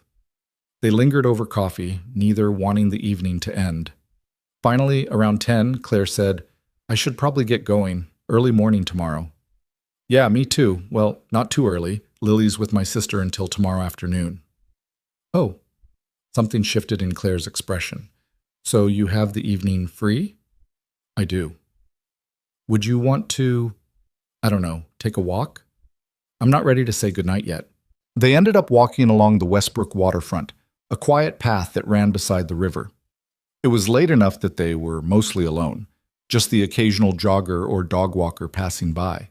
Claire took his hand as they walked, and the simple gesture felt profound. "I forgot how nice this is," she said, "just walking with someone, existing together without needing to perform or produce and achieve anything. The concept of being instead of doing." Exactly. They found a bench overlooking the water and sat, watching moonlight ripple across the surface. Ethan put his arm around Claire's shoulders, and she leaned into him with a sigh that sounded like relief. "Thank you for tonight," she said, "for making me believe this could work. Thank you for taking the first step, for being brave enough to say how you felt on that beach. I almost didn't. I almost convinced myself it was too risky, too complicated." "What changed your mind?" "Lily, actually. Watching you with her, seeing that love and dedication. It made me realize I'd been using fear as an excuse to avoid living. If you could be brave enough to raise a child alone, to build a good life despite the challenges, then I could be brave enough to admit I wanted more than professional success." They sat in comfortable silence, content to just be together. Eventually, Claire shivered slightly in the evening breeze, and Ethan gave her his jacket. "I should really get you home before you freeze," he said. "I suppose. Though I'd rather stay here." "Me too, but tomorrow's another day. More opportunities." They walked back to their cars, hands linked, both reluctant to let go. At her car, Claire turned to face him. "1 month," she said. "We give this 1 month to see if it's real. If it is, we file the disclosure and deal with whatever comes." 1 month, Ethan agreed. She rose on her toes and kissed him, soft and sweet and full of promise. It was their first kiss beyond that moment on the beach, and it felt like a new beginning. "Good night, Ethan." "Good night, Claire." He waited until she drove away before getting in his own car, sitting there for a moment and processing everything. They'd made a plan, set boundaries, committed to trying despite all the reasonable objections. And for the first time in 7 years, Ethan Brooks felt like he was living rather than just surviving. The month that followed their dinner date became a study in careful balance, a delicate dance between professional distance and growing intimacy that required constant vigilance and occasional courage. Ethan found himself living two parallel lives that somehow needed to eventually converge into one coherent whole. At the office, he and Claire maintained their professional boundaries with almost painful precision. Their interactions were limited to necessary work communications. Their meetings focused solely on projects and deliverables. If anything, Claire was harder on him than she'd been before, pushing back on his analyses with sharper questions and demanding revisions that made him work late into several evenings. To any observer, they were simply CEO and analyst, their relationship defined entirely by organizational charts and quarterly objectives. But outside those walls, something entirely different was growing. They saw each other twice a week, always in towns far enough from the office to avoid accidental encounters with colleagues. Sometimes they had dinner, talking for hours over wine and pasta about everything from childhood dreams to current fears. Other times they took long walks, exploring hiking trails and waterfronts, content to exist in comfortable silence, broken only by observations about the weather or the landscape. Claire met Lily officially for the second time on a Saturday afternoon 3 weeks after their first date, joining them at a children's museum that Lily had been begging to visit. Ethan had been nervous about it, worried that the dynamic would feel forced or awkward, but his concerns dissolved the moment Claire crouched down to Lily's level in the museum's entrance. "I've been looking forward to this all week," Claire said, and the honesty in her voice made Lily's face light up. "Really? Even though museums are kind of boring for grown-ups?" "Museums are never boring when you're with someone who sees them properly. And I suspect you see things very properly." They'd spent 4 hours exploring exhibits, Claire entering fully into Lily's world of wonder and curiosity. She didn't talk down to his daughter or treat the museum visit as an obligation. Instead, she engaged completely, asking questions that made Lily think, offering observations that expanded her understanding, being present in a way that made Ethan's chest tight with emotion. "She's good with her," Rachel observed when Ethan told her about it later. "That's not something you can fake." "I know," which makes this both easier and more terrifying. Why terrifying? Because Lily's getting attached, really attached, and if this doesn't work out, stop catastrophizing and just enjoy what you're building. You deserve this, Ethan. Happiness isn't something you have to earn through suffering first. But the fear remained, a low hum of anxiety beneath every moment of joy. Each time Claire and Lily laughed together, each time his daughter asked when they could see Miss Morgan again, Ethan felt the stakes rising. This wasn't just about him anymore. Whatever happened between him and Claire would affect his daughter, and that responsibility weighed heavier than any professional complication. The turning point came 3.5 weeks into their month-long trial period. Ethan was working late on a Thursday evening, most of the office already emptied for the day, when Claire appeared at his cubicle entrance. "Working late?" she asked, her tone carefully professional despite the empty office. "Henderson follow-up. Want to get it done before tomorrow's deadline." She glanced around, confirming they were alone, then stepped into his cubicle. "Can we talk? Somewhere private?" They ended up in her office, the door closed and the blinds drawn against the windows that looked out over the main workspace. Claire sat on the edge of her desk rather than behind it, a deliberate choice that eliminated the physical barrier between them. "I've been thinking about our timeline," she said without preamble. "About waiting the full month before filing the disclosure?" Ethan's stomach tightened. "You want to end things early?" "No, the opposite actually. I want to file the disclosure now. I don't want to wait anymore." "Claire, we agreed." "I know what we agreed. But I've spent 3 weeks trying to be professional while everything in me is screaming that this is right, that you're right, and I'm tired of pretending that we need more time to be sure when I already am sure."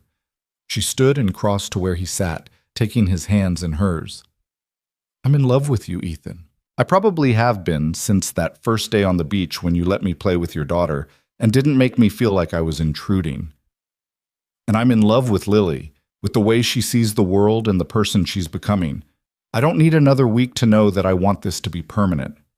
The words hung in the air between them, weighted with significance and vulnerability. Ethan felt his heart hammering against his ribs, felt the careful walls he'd maintained starting to crumble. "I love you too," he said, and saying it out loud felt like jumping off a cliff and discovering he could fly. "I've been trying to be cautious, to protect myself and Lily, but the truth is I fell for you somewhere between sandcastles and scavenger hunts, and I can't imagine going back to a life where you're not in it." Claire's eyes filled with tears, and she pulled him to his feet, wrapping her arms around him in a fierce embrace. "So we do this? We file the disclosure and deal with whatever comes? We do this, but we do it right. We go to HR together tomorrow, we're completely transparent about the timeline, and we accept whatever restructuring is necessary to eliminate conflicts of interest. I'll transfer you to the Singapore division," Claire said immediately. "It's been needing a senior analyst, and it would put you under different management entirely. Different reporting structure, different approval chains. No possibility of favoritism or ethical concerns. Singapore is a promotion. It's a lateral move with additional responsibilities. You'd be perfect for it, and you know it. Your work speaks for itself, Ethan. This isn't favoritism. This is putting the right person in the right role." He pulled back slightly to look at her. "People will still talk. They'll say you promoted your boyfriend, that the relationship influenced the decision. Let them talk. We'll have documented everything properly. The disclosure will be filed before the transfer is announced. James already knows about us and approves. Anyone who has a problem can take it up with HR, and they'll find that every policy was followed to the letter." "You've really thought this through." "I've thought about nothing else for 3 weeks. I want this, Ethan. I want you and Lily in my life permanently. I want to be able to have dinner together without driving 30 miles to avoid colleagues. I want to introduce you as my partner, not hide what we are to each other. I want to build something real." Ethan kissed her then, deep and sure and full of promise. When they broke apart, both slightly breathless, he said, "Okay, we file tomorrow. We do this right." "We do this right," Claire agreed. They spent another hour in her office planning the logistics. They'd go to HR first thing in the morning, file the relationship disclosure with full transparency about when it had started. Claire would immediately recuse herself from any decisions affecting Ethan's employment. The Singapore transfer would be announced next week, giving time for the disclosure to be processed and any concerns to be addressed. They'd handle this exactly according to policy, leaving no room for accusations of impropriety. "What about Lily?" Claire asked as they were finishing. "Have you told her yet? About us being more than friends?" "Not yet. I wanted to be sure first to know this was really happening before I said anything that would get her hopes up. Can I be there? When you tell her?" The question, and the vulnerability behind it, made Ethan's chest tight. "I'd like that. Maybe this weekend? We could do something together, just the three of us, and explain it in a way that makes sense to her." "I'd love that." They left the office separately, maintaining discretion for one last night. Tomorrow everything would change, would become official and public. But tonight, driving home through darkened streets, Ethan felt lighter than he had in years. Friday morning arrived with crystalline clarity, the kind of autumn day that felt full of possibility. Ethan dropped Lily at school, kissed her forehead, and tried not to let his nervousness show. "You seem happy, Daddy," she observed with her usual perceptiveness. "I am happy, sweet pea, really happy." "Is it because of Ms. Morgan?" "Partially, but mostly because I have you." "That's mushy, but nice." At the office, he met Claire in the lobby at 8:30 as planned. She wore her usual professional armor, sharp suit, hair pulled back, expression composed. But when their eyes met, he saw the same nervous excitement he felt. "Ready?" she asked. "Ready." They walked to HR together, their presence clearly unexpected by the receptionist who scrambled to let them into the department head's office. Margaret Chen had been with the company for 15 years, a no-nonsense woman in her 50s who'd seen every variation of workplace drama imaginable. "Ms. Morgan, Mr. Brooks, this is unexpected. Please sit." They sat side by side in the chairs facing Margaret's desk. Claire had insisted that they do this together, that there be no question of hierarchy or power dynamics influencing the disclosure. We're here to file a formal relationship disclosure, Claire said without preamble. As required by company policy for relationships between employees at different hierarchical levels. Margaret's eyebrows rose fractionally, the only indication of surprise. I see. When did this relationship begin? We first acknowledged mutual interest during the company retreat 4 weeks ago, Ethan said, appreciating that Claire had let him speak. We've been seeing each other outside of work since then, and we decided it was time to formalize the disclosure and address any necessary restructuring. And you're both here voluntarily? Mr. Brooks, you understand you're under no obligation or pressure to disclose this relationship? I understand completely. This is my choice, made freely without any coercion or influence from Ms. Morgan's position. Margaret made notes on her computer, her expression neutral. Ms. Morgan, are you aware that this disclosure will require you to recuse yourself from any employment decisions affecting Mr. Brooks? I am. I've already prepared documentation recusing myself from his performance reviews, compensation decisions, and any other matters that could constitute a conflict of interest. Additionally, we're proposing a transfer that would eliminate the direct reporting relationship entirely. What kind of transfer? The Singapore division needs a senior analyst. Mr. Brooks has the qualifications and experience for the role. It would put him under different management, different reporting structure, completely separate from my direct oversight. Margaret looked at Ethan. And you're agreeable to this transfer? I am. It's a good opportunity, and it resolves the conflict of interest concerns. The optics of this could be challenging, Margaret said carefully. A CEO dating an employee, then that employee receiving a promotion. It's a lateral move with expanded responsibilities, Claire interrupted, and the transfer won't be announced until after this disclosure is processed. We're doing everything by the book, Margaret. Full transparency, immediate recusal, structural changes to eliminate conflicts. What more can we do? Margaret was quiet for a long moment, studying them both. Then she said, Honestly, nothing. You're handling this exactly right. Most people try to hide relationships or minimize them. You're being proactive and transparent. I appreciate that. She pulled up several forms on her computer and began walking them through the disclosure process. There were questions about the nature of their relationship, its duration, whether there was any exchange of benefits or favorable treatment. They answered everything honestly, holding nothing back. I'll need to speak with James Morrison, Margaret said as they were finishing. Get his formal approval for the transfer and confirm there are no concerns at the executive level. James already knows, Claire said. He's been supportive. Good. That makes this easier. I'll process the disclosure today and schedule the transfer announcement for next week. In the meantime, Ms. Morgan, you're officially recused from any matters involving Mr. Brooks. Any questions or concerns about his work go through me or through his current department head.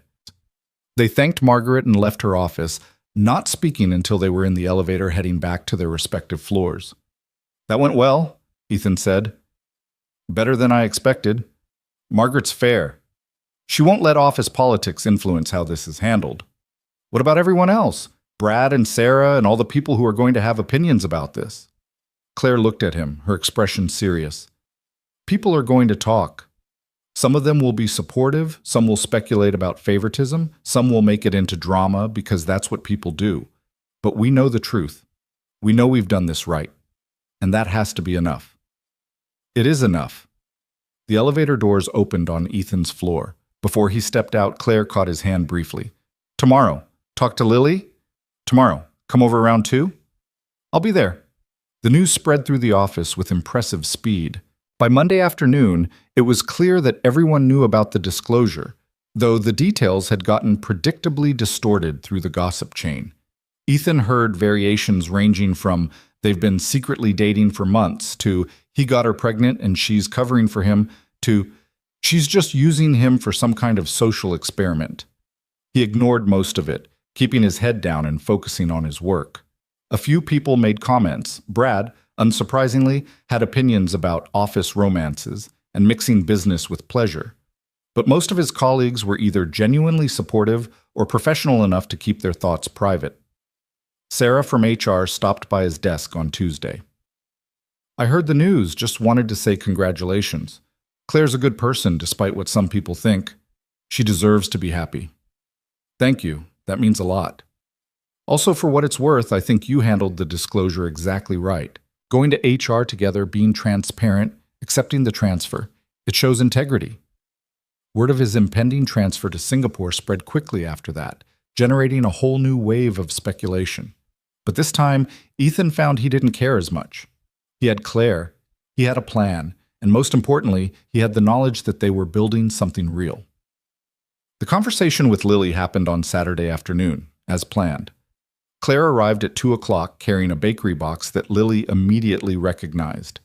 Cupcakes. Did you bring cupcakes? I brought cupcakes. I thought we could have a little celebration. What are we celebrating? Claire looked at Ethan, who nodded. They decided to do this together, to present it as a united decision rather than something imposed on Lily. Actually, we wanted to talk to you about something important, Ethan said, settling on the couch and patting the space beside him. Come sit with us? Lily climbed up between them, her expression curious but not concerned. Am I in trouble? Not at all. This is good news, actually, but it's big news, and we want to make sure you understand it. Okay? Ethan glanced at Claire, drawing strength from her presence. You know how you asked me if I was going to marry Miss Morgan? Yeah, you said it was complicated. Well, it's less complicated now. Miss Morgan and I have been spending time together, getting to know each other better, and we really like each other. A lot. Like boyfriend-girlfriend? Lily's eyes went wide. Like boyfriend-girlfriend, Claire confirmed. Your dad and I are dating, which means we want to spend more time together, as a family, if that's okay with you. Lily looked between them, processing. So you're going to be my mom? The question hung in the air, weighted with hope and vulnerability that made Ethan's throat tight. That's not quite how it works, Sweet Pea, he said gently. Miss Morgan and I are dating, which means we're seeing if we want to be together permanently. If we do, and if we decide to get married someday, then yes, she would become part of our family in a permanent way. But that's something that happens slowly, over time, as we all get to know each other better. I already know her. She's nice and she listens and she makes good sandcastles. Those are all true things, Claire said, smiling, but there's a difference between being friends and being family. Your dad and I want to make sure we're doing this right, taking the time to build something strong, which means you get to be part of that process.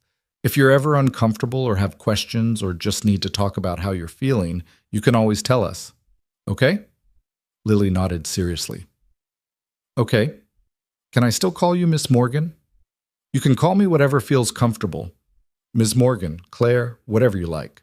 What about Mom? Claire's eyes filled with tears, and she looked at Ethan helplessly. He put his arm around his daughter, pulling her close. Maybe we save that for later, he suggested, when things are more permanent. For now, what if you call her Claire? That way it's friendly but not confusing. Okay, Claire. Lily tested the name, then smiled. I like it. Can we have cupcakes now? The ease with which she accepted the news was both touching and slightly terrifying. Ethan had worried that Lily might be resistant or confused, but instead she seemed genuinely excited. As they ate cupcakes and Claire explained that she'd be spending more time with them, dinners, weekend activities, maybe even some sleepovers eventually, Lily peppered her with questions. Will you teach me to make sandwiches the fancy way? Can we go to the science museum? Do you like chocolate ice cream or vanilla? What's your favorite color? Claire answered each question with the same serious attention she gave to board presentations, and watching them together, Ethan felt something settle in his chest. This could work. This was working. After Lily ran off to play in a room, content with the new arrangement, Claire and Ethan sat together on the couch. That went better than I expected, she said. She really likes you. I think she's been hoping for this since the retreat. Smart kid. The smartest. But Claire, we need to be careful. She's excited now, but if this doesn't work out for some reason, it's going to devastate her. Claire took his hand, threading their fingers together. I know, which is why I need you to believe me when I say I'm in this for the long term. I'm not going to suddenly decide this is too hard or too complicated and walk away. I've spent 10 years building walls, and you and Lily are worth tearing them all down. Promise? I promise. I love you, Ethan. And I love your daughter. I'm not going anywhere. The weeks that followed settled into a new rhythm. Claire became a regular presence in their lives, joining them for dinners and weekend activities, slowly integrating herself into their routines. She learned Lily's favorite foods and bedtime preferences, figured out how to braid hair through trial and error, and became genuinely invested in the day-to-day details of their life. At work, Ethan transitioned into his new role with the Singapore division. The transfer was handled smoothly, with clear documentation showing it was based on his qualifications rather than his relationship with Claire. He reported to a different manager now, someone who'd never worked directly with Claire, eliminating any appearance of conflict. Some people still gossiped, of course. Brad made pointed comments about sleeping your way to the top that Ethan ignored with the dignity of someone who knew the truth. But mostly, the office moved on. There were always new dramas, new relationships, new scandals to occupy people's attention. 2 months after they'd filed the disclosure, Claire suggested dinner with James Morrison and his wife. "He wants to get to know you outside of work," she explained. "See the person I'm building a life with." "Is this a test?" "More like a blessing. James has been a mentor to me for years. His approval matters." The dinner was at an upscale steakhouse, the kind of place where the wine list had its own sommelier and the bread was served warm with 3 types of butter. Ethan was nervous, but James put him at ease immediately. "Heard good things about your work in Singapore," James said as they settled into their table. "Chen says you're exceeding expectations." "I'm enjoying the challenges. Different market dynamics than domestic operations." "Different, yes, but you're adapting well. That's what good analysts do. They adjust to new contexts without losing their fundamental strengths." James's wife, Patricia, was warm and engaging, asking about Lily and seeming genuinely interested in the answers. As the evening progressed, Ethan relaxed, realizing this wasn't an interrogation, but an invitation. James and Patricia weren't just Claire's mentors and friends. They were becoming his as well. Over dessert, James said, "Can I give you some advice, professional and personal?" "Of course." "Don't let anyone make you feel like you haven't earned your success.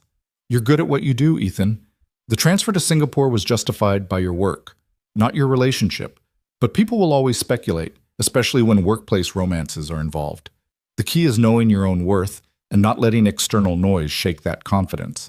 "Thank you, sir. I appreciate that." "And on the personal side, take care of her." James nodded toward Claire, who was deep in conversation with Patricia. "She's tougher than she looks, but she's also been alone for too long. You and your daughter are good for her. I can see it in the way she's changed these past months. More present, more engaged with life outside the office. That's worth protecting." "I intend to," Ethan said. "She's worth protecting." Winter settled over the city, bringing shorter days and the promise of holidays. Lily's school had a winter concert in mid-December, and when Ethan mentioned it casually to Claire, she immediately asked if she could attend. "You don't have to," he said. "It's just a bunch of 7-year-olds singing holiday songs off-key." "I want to, if that's okay with you and Lily." "But..." The concert was exactly as chaotic as Ethan had predicted. Children forgetting lyrics, one boy picking his nose throughout the entire performance. A minor collision when 2 kids tried to occupy the same spot on the risers.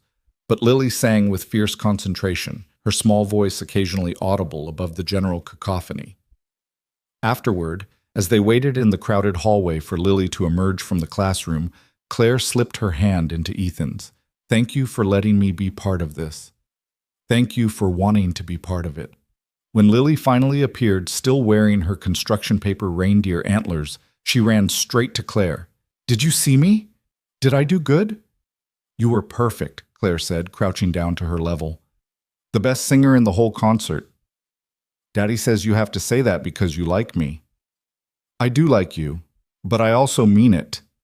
Watching them together, Ethan felt the last of his reservations dissolve.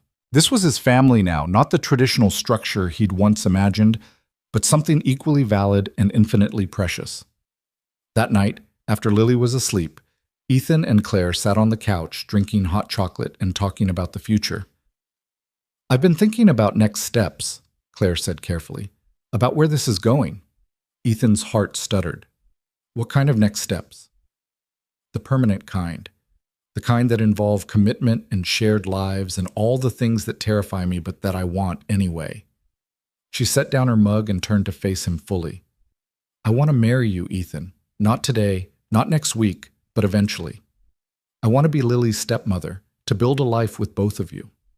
I want to wake up next to you every morning and go to sleep knowing you're there. I want all of it. That sounds like a proposal. It's not. Not yet. Because I want to make sure you want the same things, that I'm not moving too fast or pushing for something you're not ready for. Ethan pulled her closer, wrapping his arms around her. I want all of it too. The marriage, the shared life, the future. But you're right that we should take our time. Make sure Lily's comfortable with each step, that we're building something sustainable rather than rushing because it feels good. So we're engaged to be engaged. Something like that. Committed to the trajectory, even if the timeline is flexible. I can live with that. They sat in comfortable silence, Claire's head on Ethan's shoulder, both of them watching the lights from the Christmas tree Lily had insisted on decorating in early November. Outside, snow was beginning to fall, the first significant accumulation of the season. I never thought I'd have this, Claire said quietly. I'd convinced myself that career success was enough, that wanting more was greedy or unrealistic. And then you appeared with your daughter and your quiet integrity and your willingness to take risks despite your fear. And suddenly I wanted everything I'd told myself I couldn't have. I was doing the same thing, convincing myself that being a good father was enough, that wanting companionship or love was selfish when I should be focused entirely on Lily. But you showed me that I could be a good father and still want something for myself, that the two weren't mutually exclusive. We're good for each other. We really are. Christmas came and went in a blur of wrapping paper and sugar cookies, and Lily's delighted squeals over presents. Claire spent Christmas Eve with them, staying through dinner and gift opening, becoming part of their traditions in a way that felt natural rather than forced. New Year's Eve, they left Lily with Rachel and went to a quiet restaurant overlooking the water. As midnight approached, they walked down to the waterfront, watching fireworks bloom across the sky in cascading colors. New year, new beginning, Claire said as the clock struck 12. New chapter in an ongoing story, Ethan corrected, pulling her close for a kiss that tasted like champagne and promise. In February, 6 months after the beach retreat that had started everything, they made it official. Not the engagement, that would come later, on Lily's 8th birthday when Claire asked for her permission first, but the living arrangements. Claire moved into Ethan's house, the three of them becoming a permanent unit rather than separate lives that occasionally intersected. The adjustment wasn't seamless. There were disagreements about household responsibilities and parenting approaches and how to organize the bathroom cabinet. There were moments when Claire's independence clashed with Ethan's need for structure, when Lily tested boundaries to see if Claire would really stay. But they worked through it with patience and communication and the fundamental commitment they'd made to each other. They went to family therapy to make sure Lily had space to process the changes. They established routines that honored everyone's needs. They built something real and messy and imperfect and absolutely right. At work, Ethan continued to excel in his role, his success speaking for itself. The gossip eventually died down, replaced by grudging respect for someone who'd navigated a complicated situation with integrity. Claire remained as demanding and brilliant as ever, her leadership strengthened rather than compromised by her personal happiness. On a Saturday morning in late spring, almost a year after that first beach retreat, Ethan woke to find Claire and Lily already up, their voices carrying from the kitchen. He lay there for a moment, listening to them plan their day, something about a farmer's market, and maybe ice cream after, and felt profound gratitude for this life he'd been brave enough to choose. He found them in the kitchen, Lily sitting on the counter while Claire made pancakes, both of them covered in flour and laughing about something. "Morning," he said, and they both turned to him with matching smiles. "Daddy, Claire's teaching me to flip pancakes." "I can see that. You're both wearing most of the batter."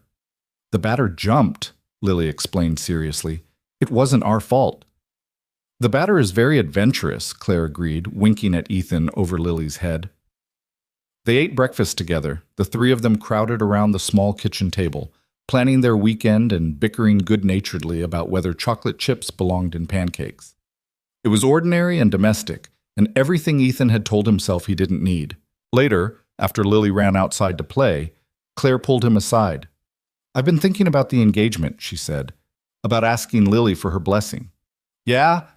I want to do it soon, maybe on her birthday next month, but I want to make sure you're ready, that this is what you want." Ethan cupped her face in his hands, looking into the eyes of the woman who'd taken a chance on him, who'd seen past his responsibilities to the person underneath, who'd loved his daughter as fiercely as she loved him. "This is exactly what I want. You're exactly what I want. Let's do it." "Yeah?" "Yeah. Let's build this life together. Officially, permanently, completely." Claire's smile was radiant, transforming her face into something almost incandescent with joy. "Okay then, we're really doing this. We're really doing this." They sealed it with a kiss, deep and sure and full of promise. Outside, they could hear Lily singing to herself as she played, her voice carrying through the open window like a blessing. Ethan thought about that day on the beach, about the moment when Claire had whispered, "You don't have to look away," and everything had started to shift. He'd been so scared then, so convinced that protecting himself and Lily meant keeping everyone else at a distance. But he'd been wrong. Protection wasn't about walls and isolation. It was about choosing wisely, loving bravely, and trusting that the right people would stay. Claire had stayed. Through disclosure processes and office gossip, through family adjustments and relationship challenges, through every moment of uncertainty and fear. She'd stayed because she'd chosen them, and they'd chosen her, and that choice had been brave enough to build something lasting.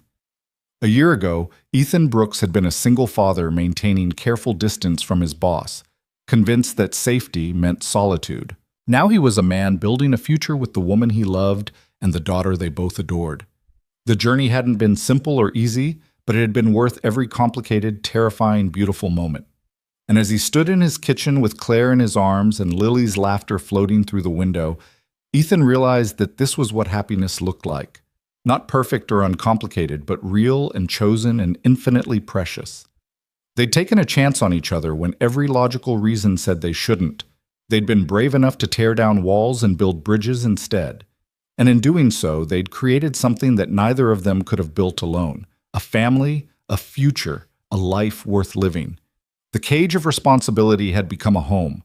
The loneliness had transformed into love. And all it had taken was the courage to say yes when everything else screamed no. As Claire pulled away to check on the pancakes and Ethan went to call Lily in for breakfast, he felt the story of who they'd been shifting into the story of who they were becoming. Not an ending, but a beginning. Not a destination, but a journey they'd chosen to take together. And that, he thought, was exactly how it should be.